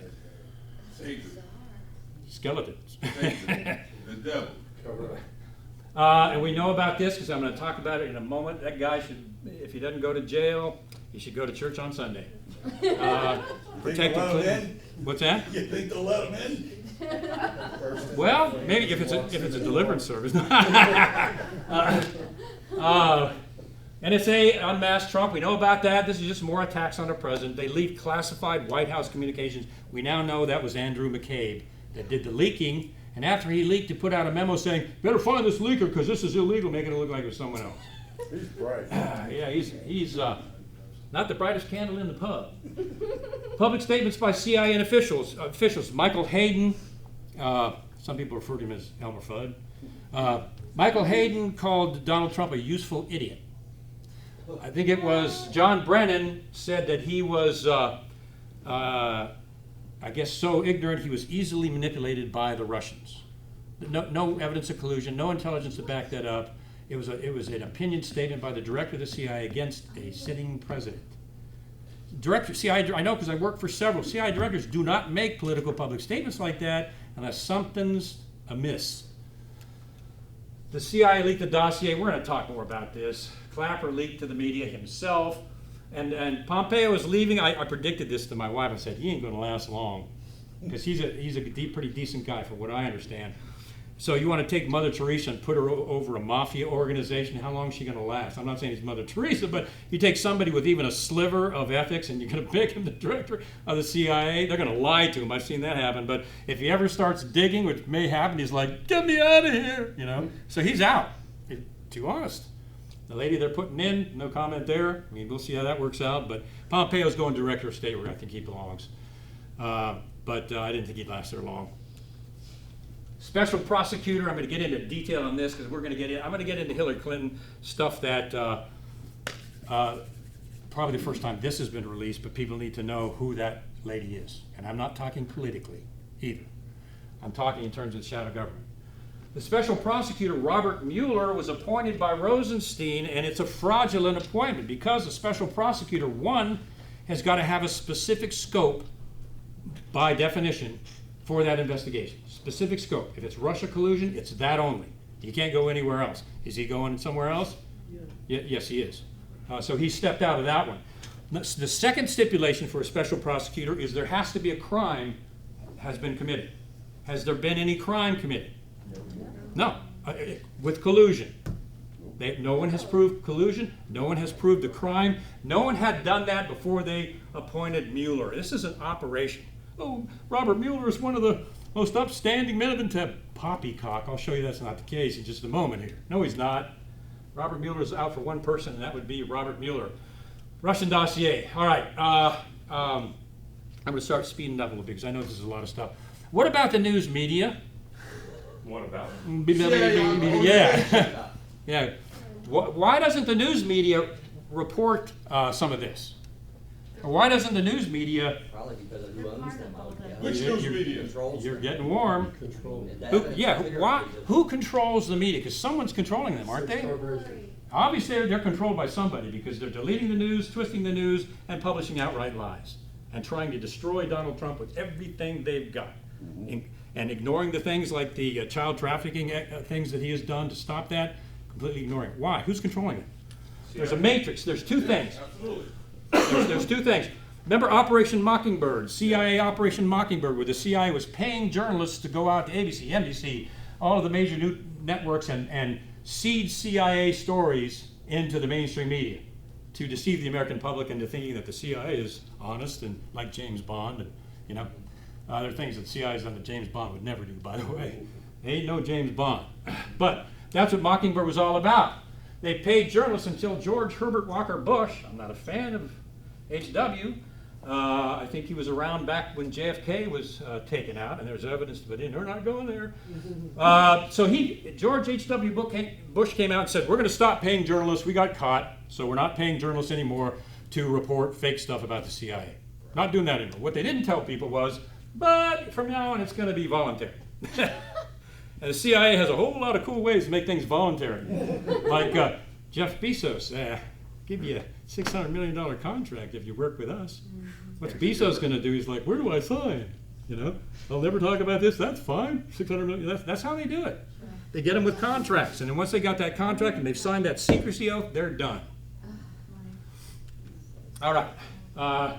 Today the CIA is quid pro quo. What that means is, when you see the New York Times and especially the Washington Post say this, sources have told us that they think there may be information that Donald Trump met with the Soviets in Moscow. Sources told us, or sources from the inside. You know who they're talking about? Sure. The CIA. Whenever you hear an unnamed source, quid pro quo, the CIA says, look, we'll give you this information. Don't report on anything negative about us, or we're going to pull that access, and you're not going to sell papers because this stuff sells. That's how they work it.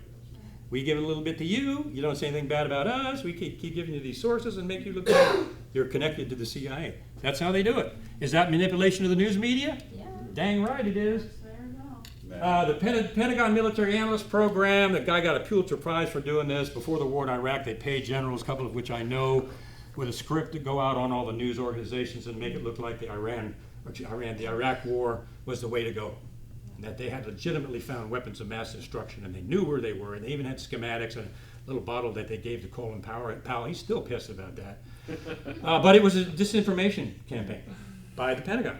And he got a Pulitzer Prize, the journalist that uncovered that. Monopoly, I think you were mentioning this. Monopoly Wall Street now has corporate. Wall Street now owns the media. There are 6 major corporations. That's the equivalent of about 20 CEOs control all of our major media. 20 people, 6 major companies. Control it all. And they're connected into Wall Street. Wall Street is connected into WHO, Department of Treasury, which is connected into WHO, the Deep State, which is connected into WHO, the shadow government. Now let's go a little bit farther with that. What about this guy? That's what I was waiting for you to bring out. Media Matters. George Soros contributes millions to the mainstream media and mainstream media causes. And what do? They parrot his message. He's got the money. He's got the money. Billions and billions and billions he's got just to throw around. And he throws a lot of that to these major news media corporations. So you think they're going to report against what old George likes? No, man, they're going the George route because ching, that's where the money comes from. And then you got the poor little journalist down there at the bottom of the food chain. You want a career? It's like Hollywood. You want a career in journalism? Better not rock the boat. Cheryl Atkinson has come out. Awesome job exposing the news media. She was a reporter. They even broke into her computer. You want to survive as a journalist? Let's just get this straight right now. Do not rock the boat. As your editor, you better darn well report what I'm telling you or you're gone. So down here, you don't get mad at these people because their whole career is vaporized unless they do this stuff, because that's how the system works on the financial side. But it's even worse than that. What about the CIA? The editors, and I saw this personally, have had for the last 71 years unwritten agreements with the CIA, going back to the Council on Foreign Relations and the Washington Post and beyond. They have an unwritten agreement with the editors. The editors do with the CIA, like I said, quid pro quo. You take care of us, we take care of you. You cross us, we cross you. It's an unwritten agreement. It's still there. It's even worse. The CIA has a management network connected to every major news outlet, and there's a book by Douglas Valentine out there called The CIA and Organized Crime. Anybody read that? The CIA as organized. CIA, yeah. I'd read another book I'd recommend. The guy did, having been in there, and the guy did it from open source or from the outside, masterful job. But he makes this statement, there is a network of cooperation, and he's right, that pressure the CIA exerts on the media equals political warfare against the American public because they're altering the news and the perception of people that hear what they put out. Which amounts to, in Valentine's words, CIA domestic counter-subversion operation against the American people through the media, in essence. And I think he's right. They did that with my book. I've seen it personally. The CIA has, I don't know if you guys know this, the CIA has a publications review office, and they have a desk officer assigned to every major news media outlet. And that CIA officer's job is to influence that news media outlet and do the quid pro quo thing. They also have liaison officers for sectors in Hollywood, so that Hollywood will only produce pro-CIA movies. Have you seen a negative CIA movie lately about droning wedding parties? Or when's the last time you saw it? Since what, 3 Days of the Condor, I think? And what was that, 30 years ago? What about Body Blind with DiCaprio? Body Blind, and you could make the case that The Body of Lies. Body of Lies is good, yes. And then The Recruit was so-so. Has there been one that has exposed a shirt? I haven't seen. No, Body of Lies. Yeah, I did see that. That was good. It was good. I haven't seen one that goes deep into what they've done. No. That movie was pretty. It was good. Yeah, it was good. One of the shows best. false flags and rogue people Yeah. and. There's another one that's even better than that. I'm drawing a blank. Doggone it.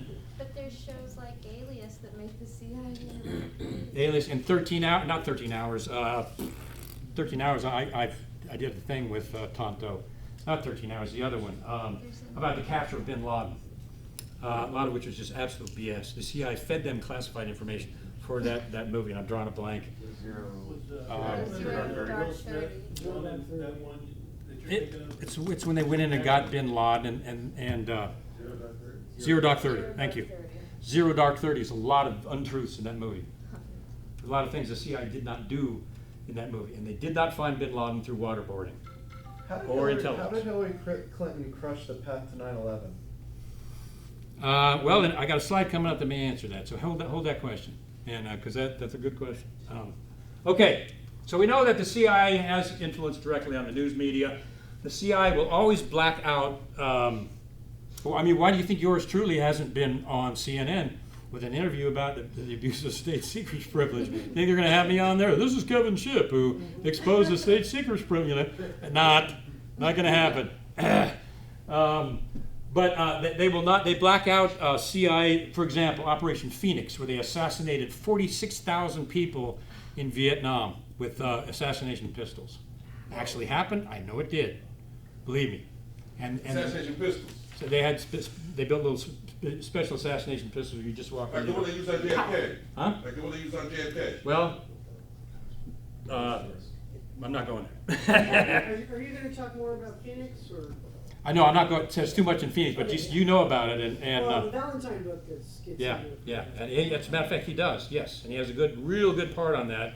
A massive cover-up, a bloodthirsty murder of innocent civilians. See a movie on that anywhere? I think a pretty good movie, but do you think you'll ever see it? No. Secretary Valentine says Phoenix is coming home to America via, for Yeah. example, the fusion, law enforcement Yeah, fusion centers. yeah, that's right.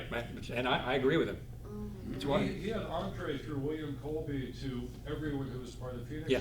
He really ended up knowing more about Phoenix than any one person within CIA You're right. probably did. You're right. You're absolutely right. Benghazi was not about, as bad as it was, the attack on the embassy. That wasn't the issue. Oh, the issue was getting sick. The issue was they were illegally running guns to the Free Syrian Army, the Syrian radicals, Islamicists who were going up into Turkey to attack Assad in Syria. And Hillary Clinton was secretly running guns to those squads without Congress's knowledge, using Saudi Arabia and Qatar as cutouts to move the weapons in there. Wow. That's how connected she is to the Why shadow was government. Stevens killed? Stevens was killed because Stevens knew about the program. There was 3 attempts on the embassy beforehand. This is my humble opinion. It was a pooch. They were so stupid they didn't expect the compound to be raided like that. I've seen state they can be stupid like that. And he was killed by accident because why would they want the attack on the compound and Stevens' death to raise this up to a national level? They did. Why would they said want it was that? some movie that they saw in Egypt, and they had a bad Friday night, so they had to go take it out on somebody. Why would they want it to reach that level? They did not want Stevens to get killed. They did not want the gun running to come out. That was what they we used to call a pooch. I don't believe that. Well, but your opinion. I appreciate it. Thank Your opinion. No, It you- does somewhat distract from part of the reason for getting rid of Gaddafi, who had spoken strongly advocated creating a gold monetary unit for the Boom. North African countries. That's right. Excellent point. Gaddafi was going to abandon the U.S. dollar as a gold standard. He was going to go back to a gold-backed system throughout the Middle East, and that was the end of him. Brilliant point. Right on, man. That was a big part of it. Hillary being behind it, and B.O. I like those initials better than anything. B.O. Barack Obama. All right. Now, on all of this, there's a cultural side that's very disturbing. You mentioned the occult. Yeah. The occult is all through this. Satanism is all through this. Pedophilia is all through this global network. Yeah. And a lot of this is coming out. We're putting some of it out. Veterans for Child Rescue is putting it. Trump knows about it because he's been kicking it, man, lately. He and Scalise, before he was shot, they're arresting. There's been 10,000 arrests. They arrested 698 professors who were into child pornography. I mean, Trump's out there he's doing it. But globally, with population control, she's the biggest advocate as the rest of these of what?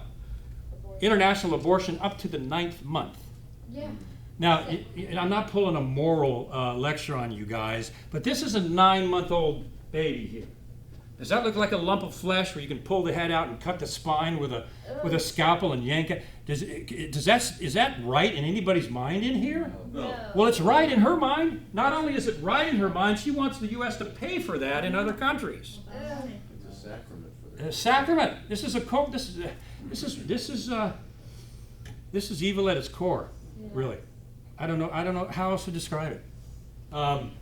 Also, she's a big advocate of this, which is happening, teaching transgender studies. Planned Parenthood is paying for transgender studies, and the reason I'm pointing out is this is part of globalism. Planned Parenthood is funding transgender studies to 2nd graders and 6th graders. Wow. How to have anal sex, Oh my God. 2nd graders. How gay and lesbians have sex with each other, method-wise. And the fact that little Johnny may be a girl, and not to hold that back. If little Johnny, you can see the half man, half woman with the beard here, standing up in front of a class, little kid with a bow tie. They're doing that to our kids. Where's the NEA then in that? It's in there. You guys understand, when we're talking about the shadow government, deep state, and the global elite, there is a dark side that is so disgusting, most people can't even go there. So, why is Hillary Clinton getting away with this? How is she getting away with this? She should have been in jail a long time ago. Well, who's gonna lock her up? Who's when the fox is in charge of the hen house? That's a world. Yeah. CIA's protecting her. John Brennan, who was Obama's fixer, because somebody tried to go into Obama's passport and see if he really was born in Kenya.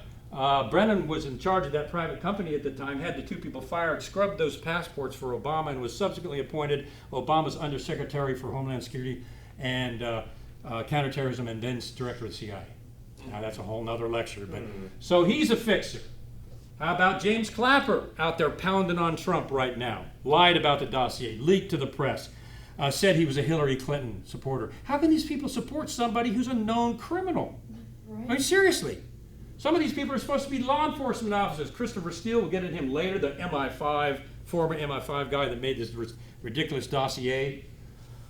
James Comey, Hillary Clinton's fixer. I'll explain why. He's a law enforcement agent, and he's left this lady alone. Not just left her alone, but he's protected her from prosecution.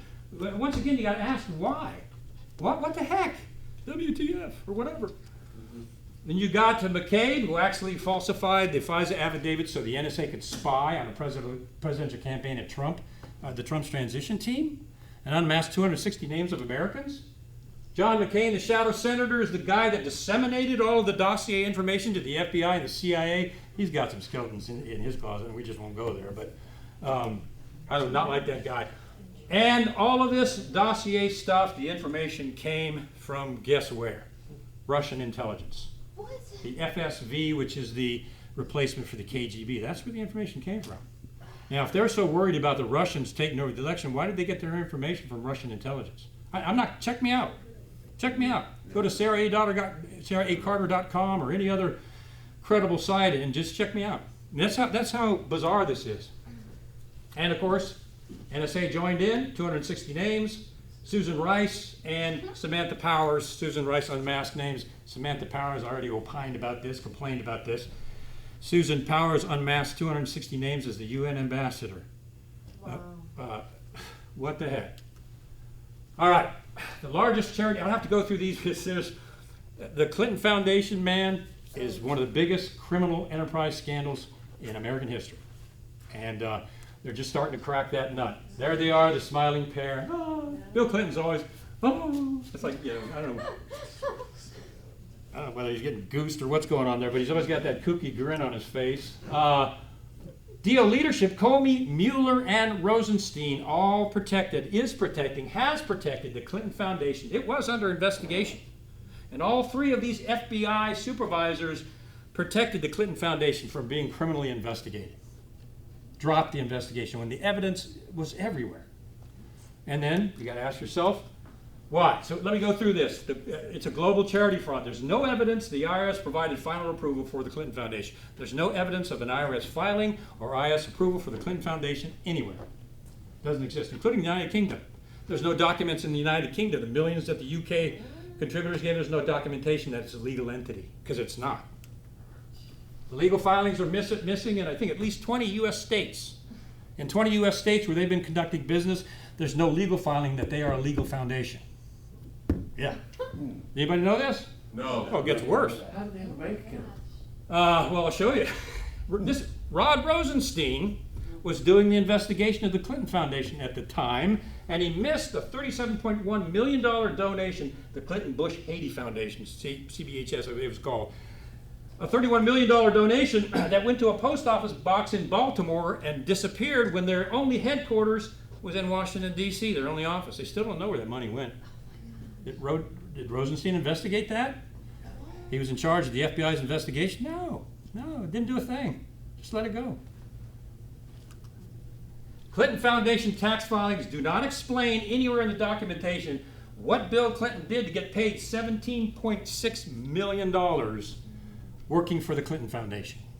There's no accounting of what he did to make those millions of dollars in the Clinton Foundation. None. No evidence, no documentation. This is a freaking mafia, you know? I mean, John Gotti got worse treatment or better treatment than these people should have gotten the same treatment John Gotti did, is the point. And of course, he took money from human rights abusing governments. Saudi Arabia was a big one. Algeria, Qatar, Oman. Saudi Arabia alone donated $10 to $25 million to the Clinton Foundation. And we all know that they got Predator drones and a bunch of other stuff, but the money actually went into the personal Clinton Foundation and into the pockets of the Clintons themselves. And I think Chelsea was making $600 some plus $1,000 a year for being on the board of directors of the Clinton Foundation, something like that. Yeah. Australia is now under investigation because Alexander Downer, former Australian official, gave $25 million of Australian tax money into the Clinton Foundation.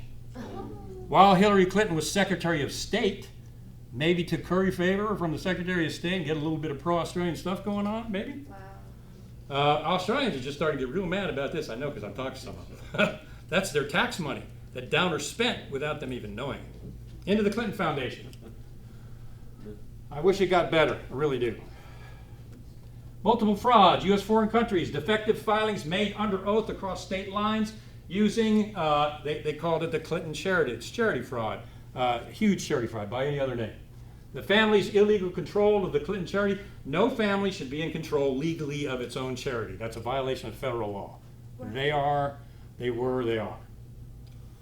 Clinton and others, Bill Clinton put people in positions in the IRS and the DOJ, people that they knew from past dealings would be favorable to the Clinton Foundation and would not investigate. It's been set up since 1991. Put people in place that when this foundation took off, they knew darn well that Mueller, Comey, and others would not investigate it. It was intentional. Comey, Mueller, and Rosenstein have all been aware of these criminal activities, as I've said a few times. They made $79 million in one year, and they only declared $49 million, and no one can figure out where the rest of the millions went, other than in their pocket. Because the FBI has never investigated the fraud. Charity fraud and other crimes, a bunch more. I would recommend somebody right now, Charles Ortel. I think it's charlesortel.com. I would write that down. He is a brilliant man, former asset investor. I think he's a stock investigator, pretty astute guy.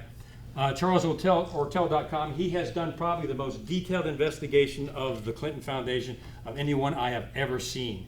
So if you want to know the detail about the Clinton Foundation and its crimes, go to Charles Ortel's page. Seriously. I'm telling the guy is just phenomenal. I just want to put a plug in for him there. He deserves it. What's that? He's still alive, yeah. He's still breathing, yeah. I think he's on every Sunday. Every Sunday he's got a show where he goes into this stuff. On Crowdsource the Truth, I think is the name of the. Yeah. You know the name Larry Nichols? Yeah, I do. Yeah, I sure do. So, the Clintons targeted uranium-1, and I'm working my way towards the end here. The Clintons were targeted by a Russian intelligence operation to acquire a large percentage of U.S. uranium because Putin wanted the most control of the world's total uranium supply. It was an intelligence operation. It is clear that they targeted the Clintons and especially the Clinton Foundation in doing that. No question about it. Now, look at this.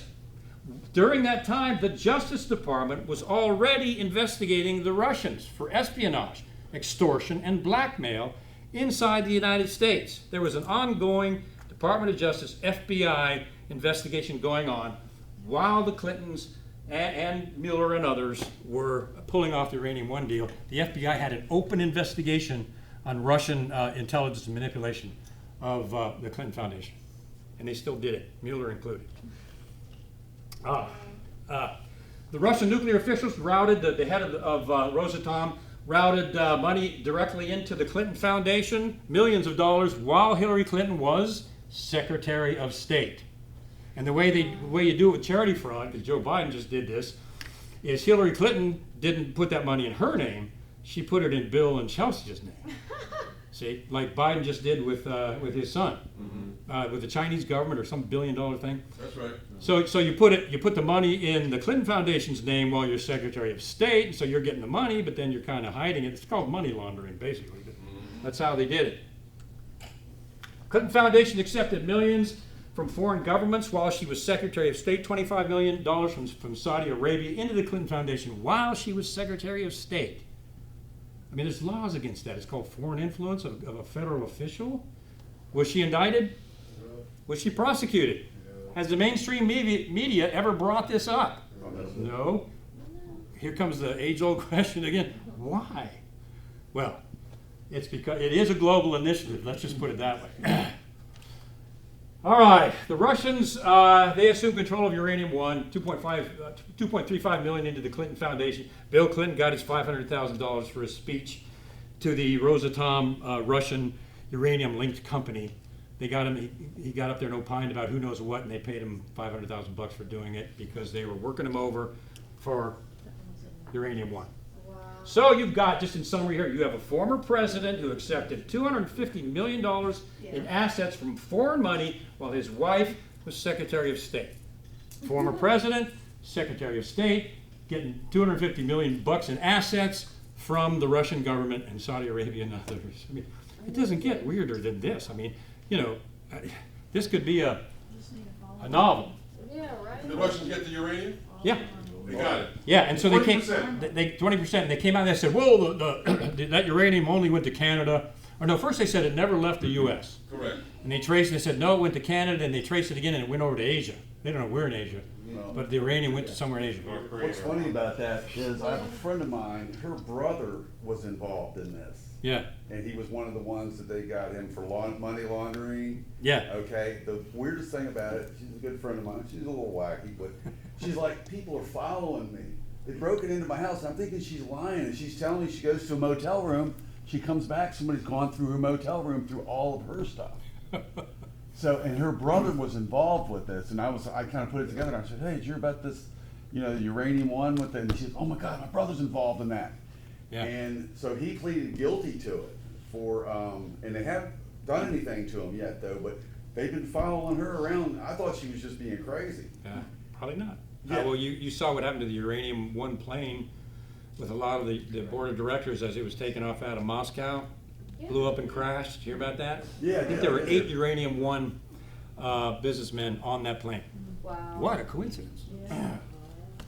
So here we go. As we get towards the end here, multiple felonies as well as espionage. Now, these are constitutional violations, but they're even beyond that, man. I mean, this is direct espionage, direct felonies.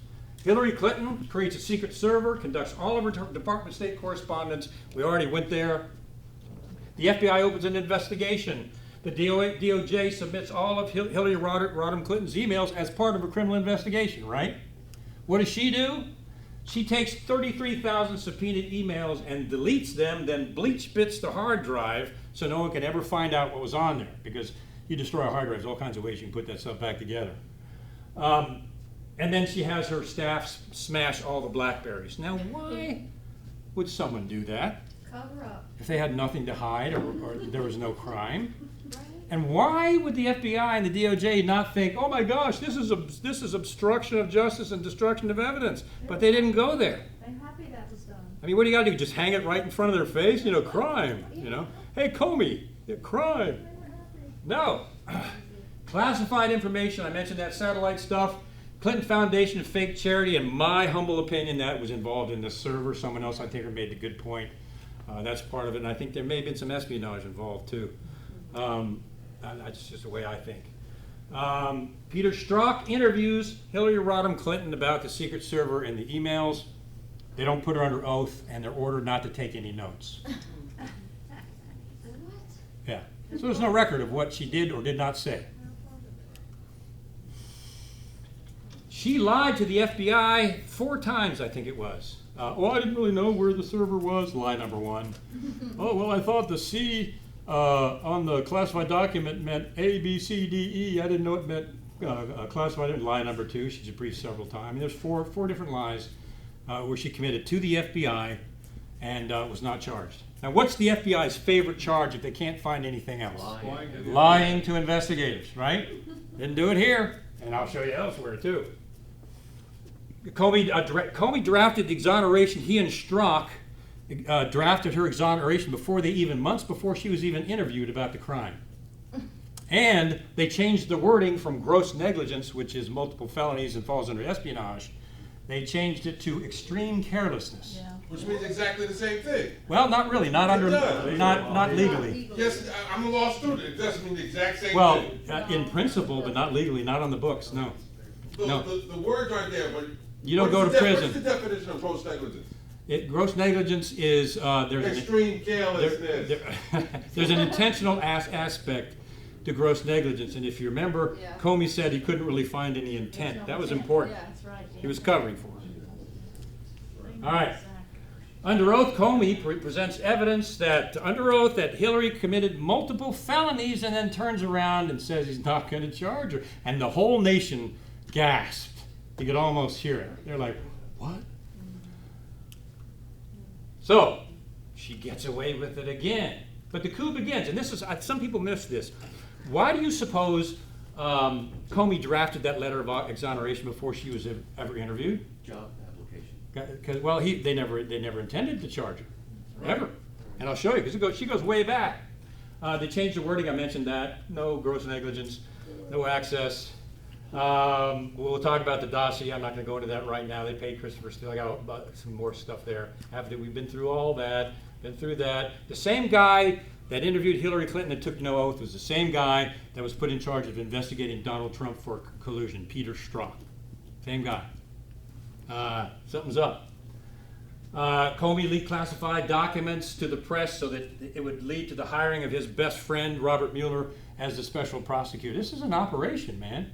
This is as good as it gets with a good intelligence operation. In front of everybody's nose. Yeah. I mean, when you think about it in a kind of diabolical way, it's brilliant. You know? Isn't Carter Page a spy? I mean, a Russian spy? I mean, he was a spy for the FBI. Carter Page was an informant for the FBI against the Russians. Right. Yeah. But he was already working for the FBI. But before that, because he was a Russian spy, I thought, because he was No, already involved with them. he was a businessman involved with Russian businesses, and as the FBI does, They approached him for working for them, and he said, yeah, so he was an informant for the FBI against the Russians. And he was a total plant. Towards the Russians, yeah, not by them, No, but I by... mean, the Trump, Yeah. for the Trump. Plan on the Trump team, that's possible. I don't have any evidence of that. I know that he was working actively with the FBI as an informant against the Russians, whether he was a plant on the Trump, because he wasn't there very long, so... I know he was barely involved at all, but that didn't stop. Yeah, it wouldn't surprise me. Wouldn't surprise me at all. There's a transcript, it's hard to read, but it's long, but that covers, if you go through that, you will be so infuriated at Shipp and McKay, because they just rail him, and he's all the time just trying to say, like, you guys put me up to it. I mean, look at the word, read it, and you get through it. Yeah, it's unbelievable. It's Unbelievable. Hang with me, guys. I know this is a lot, but we're getting towards the end here.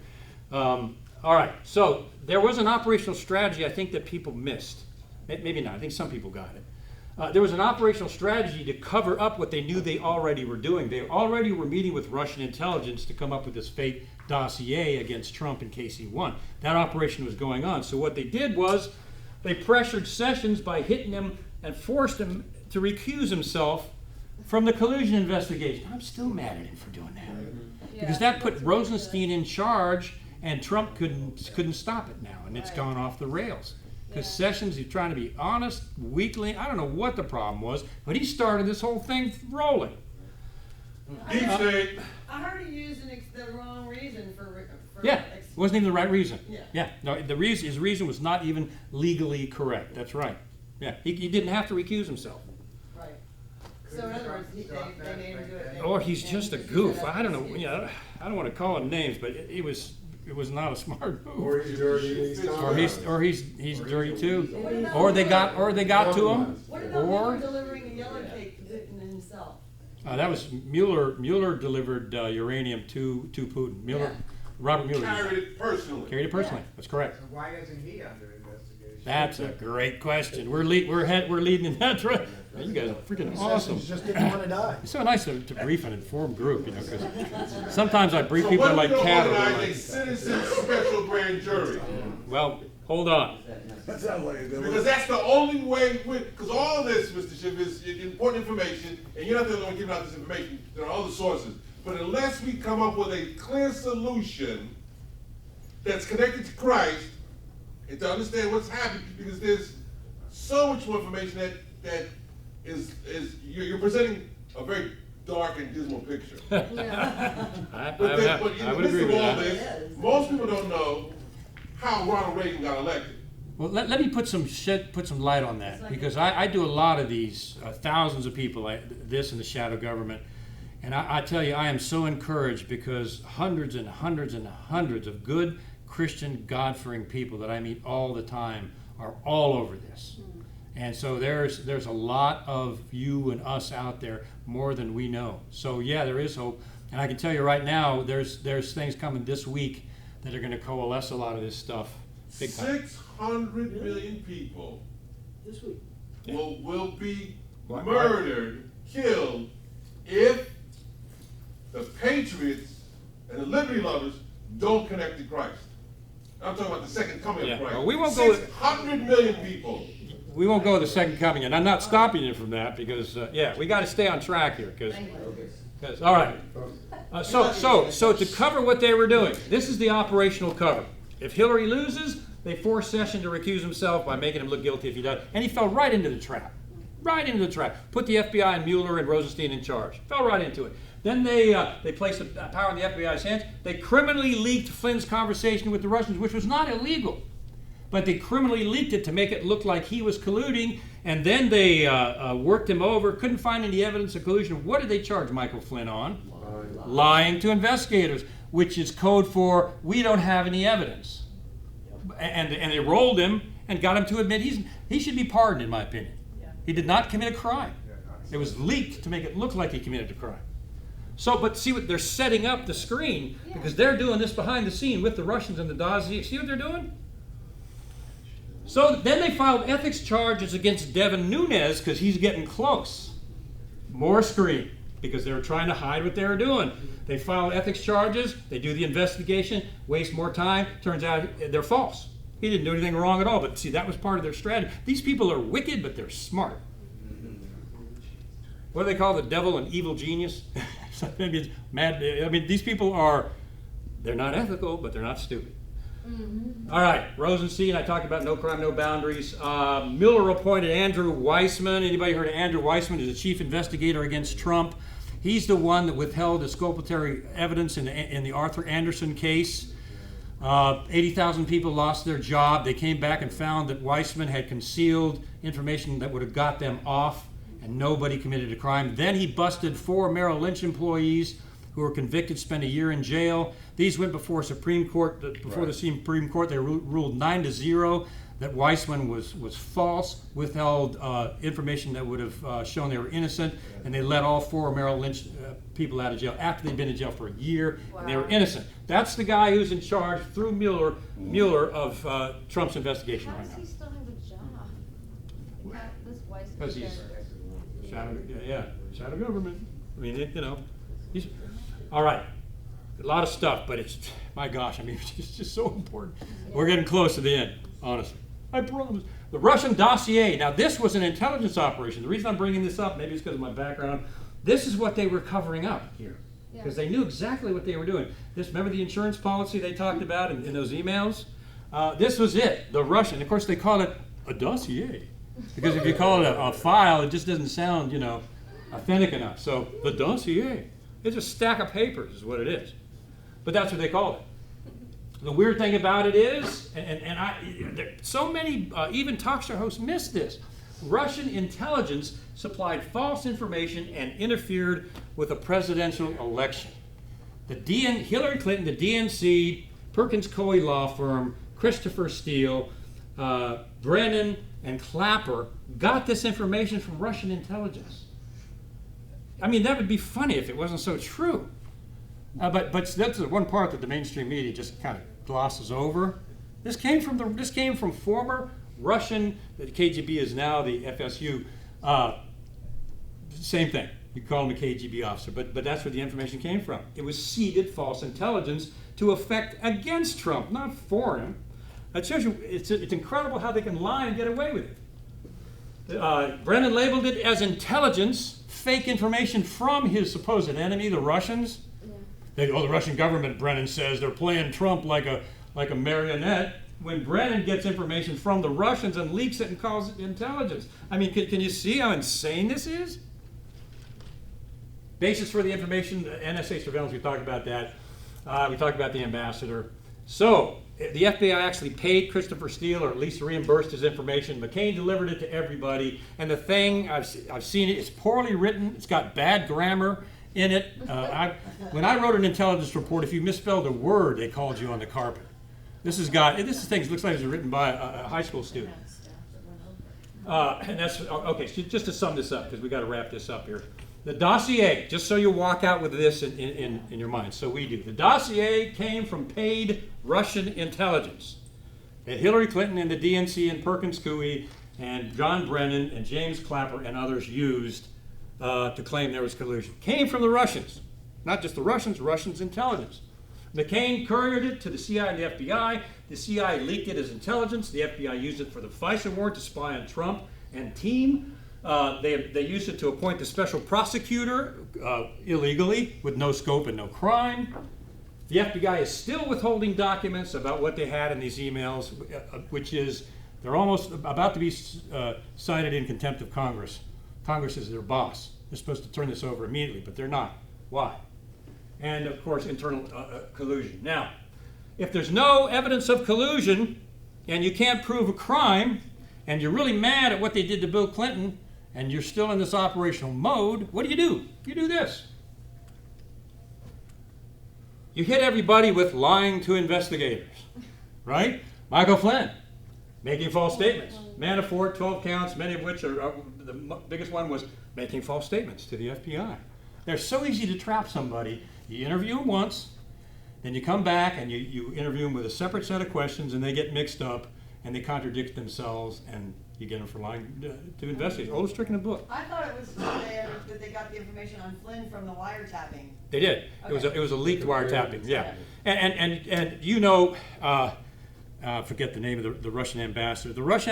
All Russian ambassadors know, and Michael Flynn knows, every conversation with the Russian ambassador is taped by the NSA. It's SOP. I mean, when you first start with the agency, you know that. So they knew they were being taped. Why would they say something, that is illegal? Anyway. All right, Manafort. Then we've got Gates, Robert Gates, Manafort's associate. False statements. Woo, man, bad crime. Oh, go on. Papadopoulos in the bar, drunk, to the Australian ambassador. After all this investigation of money, all they could get him on was false statements. Maybe he was drunk at the time. Just say two different things and they got you. Really, that's how they do it. That's how they're doing it here. We all know that Cohen has just been raided. What we know so far, possible bank fraud years ago is what they're claiming, why they raided Trump's attorney's house, hotel, and office. Bank fraud. Possible bank fraud that occurred years ago. Possible. Possible. That's the operative word. Possible. Yeah. But Trump business, yes, you bet. Hold on. Revenge for the blue dress? Yeah, that's coming up. Oh, okay. Yeah, next slide. But yeah, you'll see what. You can't stick up a porn star. But what about this, guys? This guy just lost his job, Andrew McCabe. But see, he didn't lie. He lied to the FBI when he was interrogated 4 times, I think it was. Lied about leaking information to the press against Trump. But see, in the FBI's case, he didn't get busted for lying to investigators. They said he lacked candor. He lacked candor. Everybody else is lying and going to jail, but sounds like a George Carlin. Yeah. But everybody else lied, but he lacked candor. See the abuse of power here? I mean, it's ridiculous. But that's what they're doing. Now, poor Andrew McCabe, well, he got fired. He's losing his retirement. World's smallest file. Oh, no, he's not losing his retirement. I think his pension was $1 million a year. They cut it back to something ridiculous, like someone may have these. It's $500,000 a year. They cut it back. Poor guy. Poor guy. I know. He's only going to have $500,000 instead of $1 million. His pension was $1 million being a senior. He was a senior FBI official. That couldn't be a year, right? It couldn't be a year. Yeah, I think that was. More than about 4 or 5. It was huge. It was. The figure I was given was $1 million pension. Maybe in total. Maybe it's could have been it was over a certain number of years. Could be. Yeah, he was up. They should publicize that because people would be shocked to know that's so much Yeah, money. and the GS-15. he's above 15. He's probably an SES because he'd be above a 15 with the FBI. He'd be a super grade, senior executive service. Poor baby, Okay, so enough is enough. This is the point. Enough is enough. These people have broken the law. They've committed felonies. I've shown you the global criminal cabal of Hillary Clinton. I feel like I'm an attorney in a court or something here. I'm talking about a global criminal cabal involving Hillary Clinton specifically, going all the way back to an illegal clearance with the shadow government. And these people have been covering for her. Senior federal agents. Covering for a massive international charity fraud crime. And that's just the charity fraud part. Why? I don't understand why. Well, I'll show you. I have another link analysis coming. Good question. That is the. All right. So James Comey, the illegal server, he gave Hillary Clinton advance exoneration. He covered for the Clinton Foundation investigation. Now you're going to see a thread here. He covered for the Clinton Foundation. She appointed him to Lockheed Martin. He made $6 million a year. There's more. He protected Cheryl Mills, who was Hillary Clinton's attorney, and also a suspect in the secret server. But he allowed Cheryl Mills to be with Hillary during the FBI questioning and allowed her to give Hillary, even though she was a suspect, attorney-client privilege, so they couldn't ask them everything about the emails. See the setup here? Yeah. I mean, these people they're attorneys, but they know how to work the system. I'm not against attorneys, but I just think we need less of them in Washington, Mr. Strzok, the criminal investigation, he did both Hillary and Trump. Exonerated Hillary, and he's trying to destroy Trump with no evidence. Engaged in the dossier and NSA surveillance. We know this guy falsified affidavits, lied to investigators for lack of candor, and was involved in the NSA surveillance and the dossier. Clinton Foundation cover-up, Clinton Foundation cover-up, Clinton Foundation cover-up. See a thread there? The biggest charity fraud in the history of the United States, at least, with plenty of evidence, and these three guys left it alone. And there's more, sadly. So got into the blue dress. Oh, that's right, I'm still coming up with that. Oh, okay. I said one slide, it's two, I'm sorry. My bad. So the Cohen raid. So they raided Cohen's, Trump's attorney's house, office, and hotel room. Now that, everybody at that point was like, whoa. Now what is going on there? Cohen had been fully cooperating and providing them with everything that they wanted, all the documents. They asked for it, he gave it to them. It's not like he was hiding anything. Possible bank fraud years ago. That's the excuse at least they've used so far. All of his records, including attorney-client privileged information between he and Donald Trump. You know what they're after here? They're after the Stormy stank. They're after the Stormy information. Because, and this is why, this is the strategy, just in my opinion. If they get the Stormy information, they get her, the DNC and others get her to file a civil suit against Donald Trump. Then he, like Clinton, he's got to testify under oath. And he says he didn't do it. So if they put him under oath, like Clinton, and he says he didn't do it, he can be impeached. You see the strategy here? That's what they're trying to do. So they didn't just take the attorney-client, they took everything. They took all his records. And the Trump family's been dealing with Cohen for a lot of things, I guess over the last 20 years. Not just the Russia collusion thing. They took all of that, including his business dealings, his family dealings. Do you realize what a treasure trove of possible prosecution that is? It's illegal. It's a corrupt official's dream. Yeah. Will they be able to use that? Well, that's a good question. Will they be able to use it? They cannot use attorney-client privileged information when it comes to Cohen and Trump and Stormy Daniels. They say. But they say that now that the FBI has it, they are going to protect that privileged information. The fact that they took the privileged information and it's now in the FBI is a constitutional violation. I don't care whether they say they're going to protect it or not. You see that? They've got it already. And they got FBI agents just paging through that stuff. It's too late. It's already in their hands. Mueller, again, strategy. Mueller took this information and he turned it over to the attorney in the Southern District of New York, which means the investigation cannot be stopped. If Mueller is fired, it's now with the SDNY, and if Mueller is fired, the investigation must go on. See what he did? Pretty crafty. Because he may get fired, and I think he should. But if he is, they pulled it off. The information that they scooped up is still with prosecutors, even if Mueller is gone. So people are not stupid. All right. You mentioned, somebody asked about the blue dress. Yeah. We just had to bring that up. Now, you remember, I did not have sex with this woman, and I do not like cigars. But if you remember, they proved that, yes, you did have sex with this woman, and where they got Bill Clinton was that he lied under oath.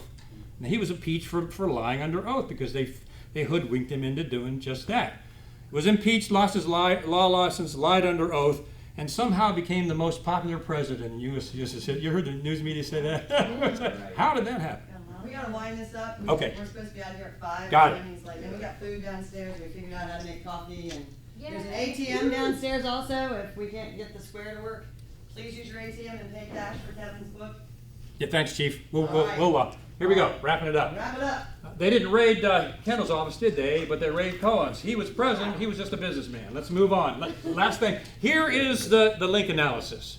James Comey covered up the Clinton Foundation. Mueller covered up the Clinton Foundation investigation. Lynch covered up the Clinton Foundation investigation. Comey, the secret server in the 33,000 email investigation, covered that up. Lynch covered up the secret server investigation. Cheryl Mills covered up the secret server investigation.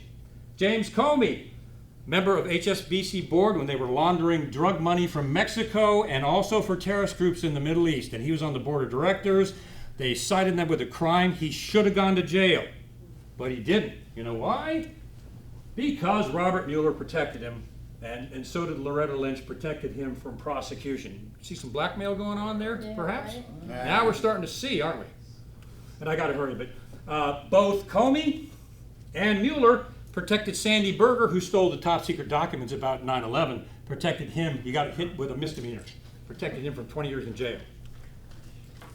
The Whitewater, Mueller covered Hillary with Comey covered Hillary with Whitewater. So did Mueller. So did Loretta Lynch. You seen a history with these people covering Hillary Clinton? Why are they so enamored with this lady? There's a lot going on. There's a lot of global things going on, and in my opinion, there's a lot of blackmail things going on. The dossier, all three of these were involved in the dossier trying to destroy Trump. Uranium One, Mueller was not only directly involved, but he donkey ponied some uranium over to Russia. This is a criminal conspiracy. If this was a room full of FBI agents, we just laid out a criminal conspiracy. Got that? It's a big PCO. Yeah. And I got it. Okay, so they weaponized secrecy. This is what they give Congress. After Congress threatens, you better give us this information or else, and so they give them stuff that's so heavily redacted you can't even read it. And I won't go into the state secrets privilege. I don't have time to go on that, but it was created based on a lie. They claimed the Air Force crash report that killed these ladies' husbands was classified. It was not. It was unclassified. Gross negligence. That was the creation of the state secrets privilege based on a lie. It wasn't even true. But we don't have time for that. I interviewed their daughter in the book. And of course they met on the tarmac, Clinton and Loretta Lynch, and all they talked about was their grandchildren. Well, if they only talked about their grandchildren and the documents they released, why did they look like this? It's a nasty grandchildren. Yeah.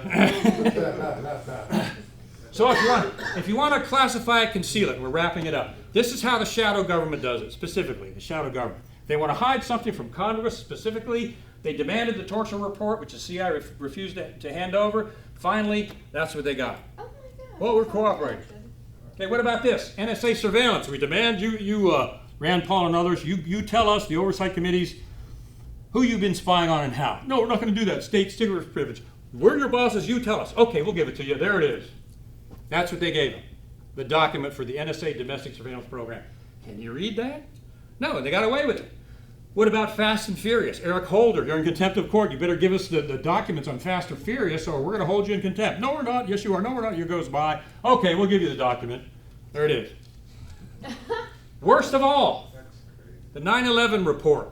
The report for the people to figure out what happened on that horrific day. They released the 9/11 report and they blacked out 28 pages. To this day, nobody knows what's in those 28 pages. I suspect it's Saudi Arabia's connection to the attack, connected to the CIA. That's just my opinion. But that's what they do. That's how the shadow government operates. Some quick personal experience. When I came out to expose the state secrets privilege, they put me under a gag order. And they said, you're under a gag order, and there are things about this you can't talk about. I said, okay, well, let us see the gag order. Me and my attorney, and I'll know what to say and what not to say. Well, for 2 years they said, well, a gag order is too sensitive. We can't let you see it. And I said, well, how do I know what I'm gagged by? Well, it's just classified. And finally we said, you're out of your mind. You give us this thing, and we're gonna really raise some stink. So this was my gag order.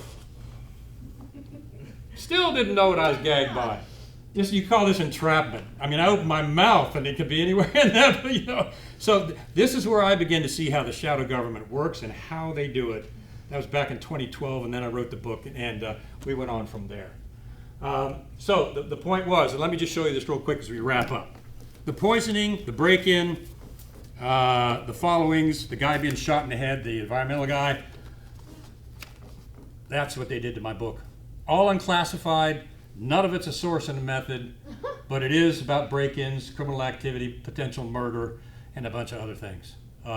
Sadly for them, I put a code in the book that exposes this. But anyway, we won't go there right now. You had to submit that to them? I submitted to them, and they missed the whole thing. If you read the epilogue in the back of the book, they black out, and I just say this publicly, been doing it for 4 years, I'm still breathing. They black out the shadow government. The government used the shadow, they black that out. But if you go to the epilogue and take the first letter of each bullet, and it spells out the state secrets privilege, and I ran it through the censors and they missed the whole thing. They can't do anything about it because what they did was illegal, both in the break-ins and the poisoning and the blackouts. And so, like I said to somebody, checkmate, we're done. Anyway, okay, we're winding it up here. So is there a new international economic world order, you darn tootin' there is, and here are the players, and it is financial in scope, but it involves some pretty nasty things. That the occult that the elites are involved in, mass population control through abortion up to late term, transgender, destruction of kids and their self-identity from the time they're little, so that they can be, any cultist, pedophile, or satanic cultist will tell you that if you want to destroy a child for the rest of their life, you get them as soon as you can. Ages 1 to 6 being the best, because their personality is permanently distorted. I know this from psychoforensic physiology. Their personality is permanently distorted for the rest of their life. That's why they go after the kids. So, transgender, trying to teach kids that they could be a man or a woman. They want the Constitution gone because it stands in the way. Okay, we're done. And they hate Christianity, and they hate the church, because there's something about Christians where we answer to a higher authority, and we're just not scared by government. Yep. And that's why the globalists want to get rid of us. So there's more of us than there are of them as we wind up. And last slide. Okay. This is government by the people. Let's not forget. And we're done here. This is government by the people. Let's not forget that. Congress and the Senate are your representatives, and your representatives, the representatives of the people. Constitutional government serves the people and not the other way around. We must never forget that. They work for us. Government violations of the Constitution are felonies. Secretly using your tax dollars to do this. The weapon of tyranny is fear. Don't buy it, fight back. And this is what we can do in closing. We can educate like we're doing here, rapidly towards the end. Social media storm, get out there and do it. Regular events like the March for Justice, fire them all. If they're not a constitutionalist in Congress or Senate, fire them. And appoint constitutionalists in those positions. And then form groups in every community, and above all, pray. Because prayer founded this country, and in my humble opinion, prayer is going to save us. I wanted to end in prayer. I wanted to start in prayer. Can we end in prayer? We sure can. My last thing I always leave people with is this. When people fear their government, there's tyranny. When the government fears the people, there's liberty. Yes. And that's it. We're done. Thanks for being so patient.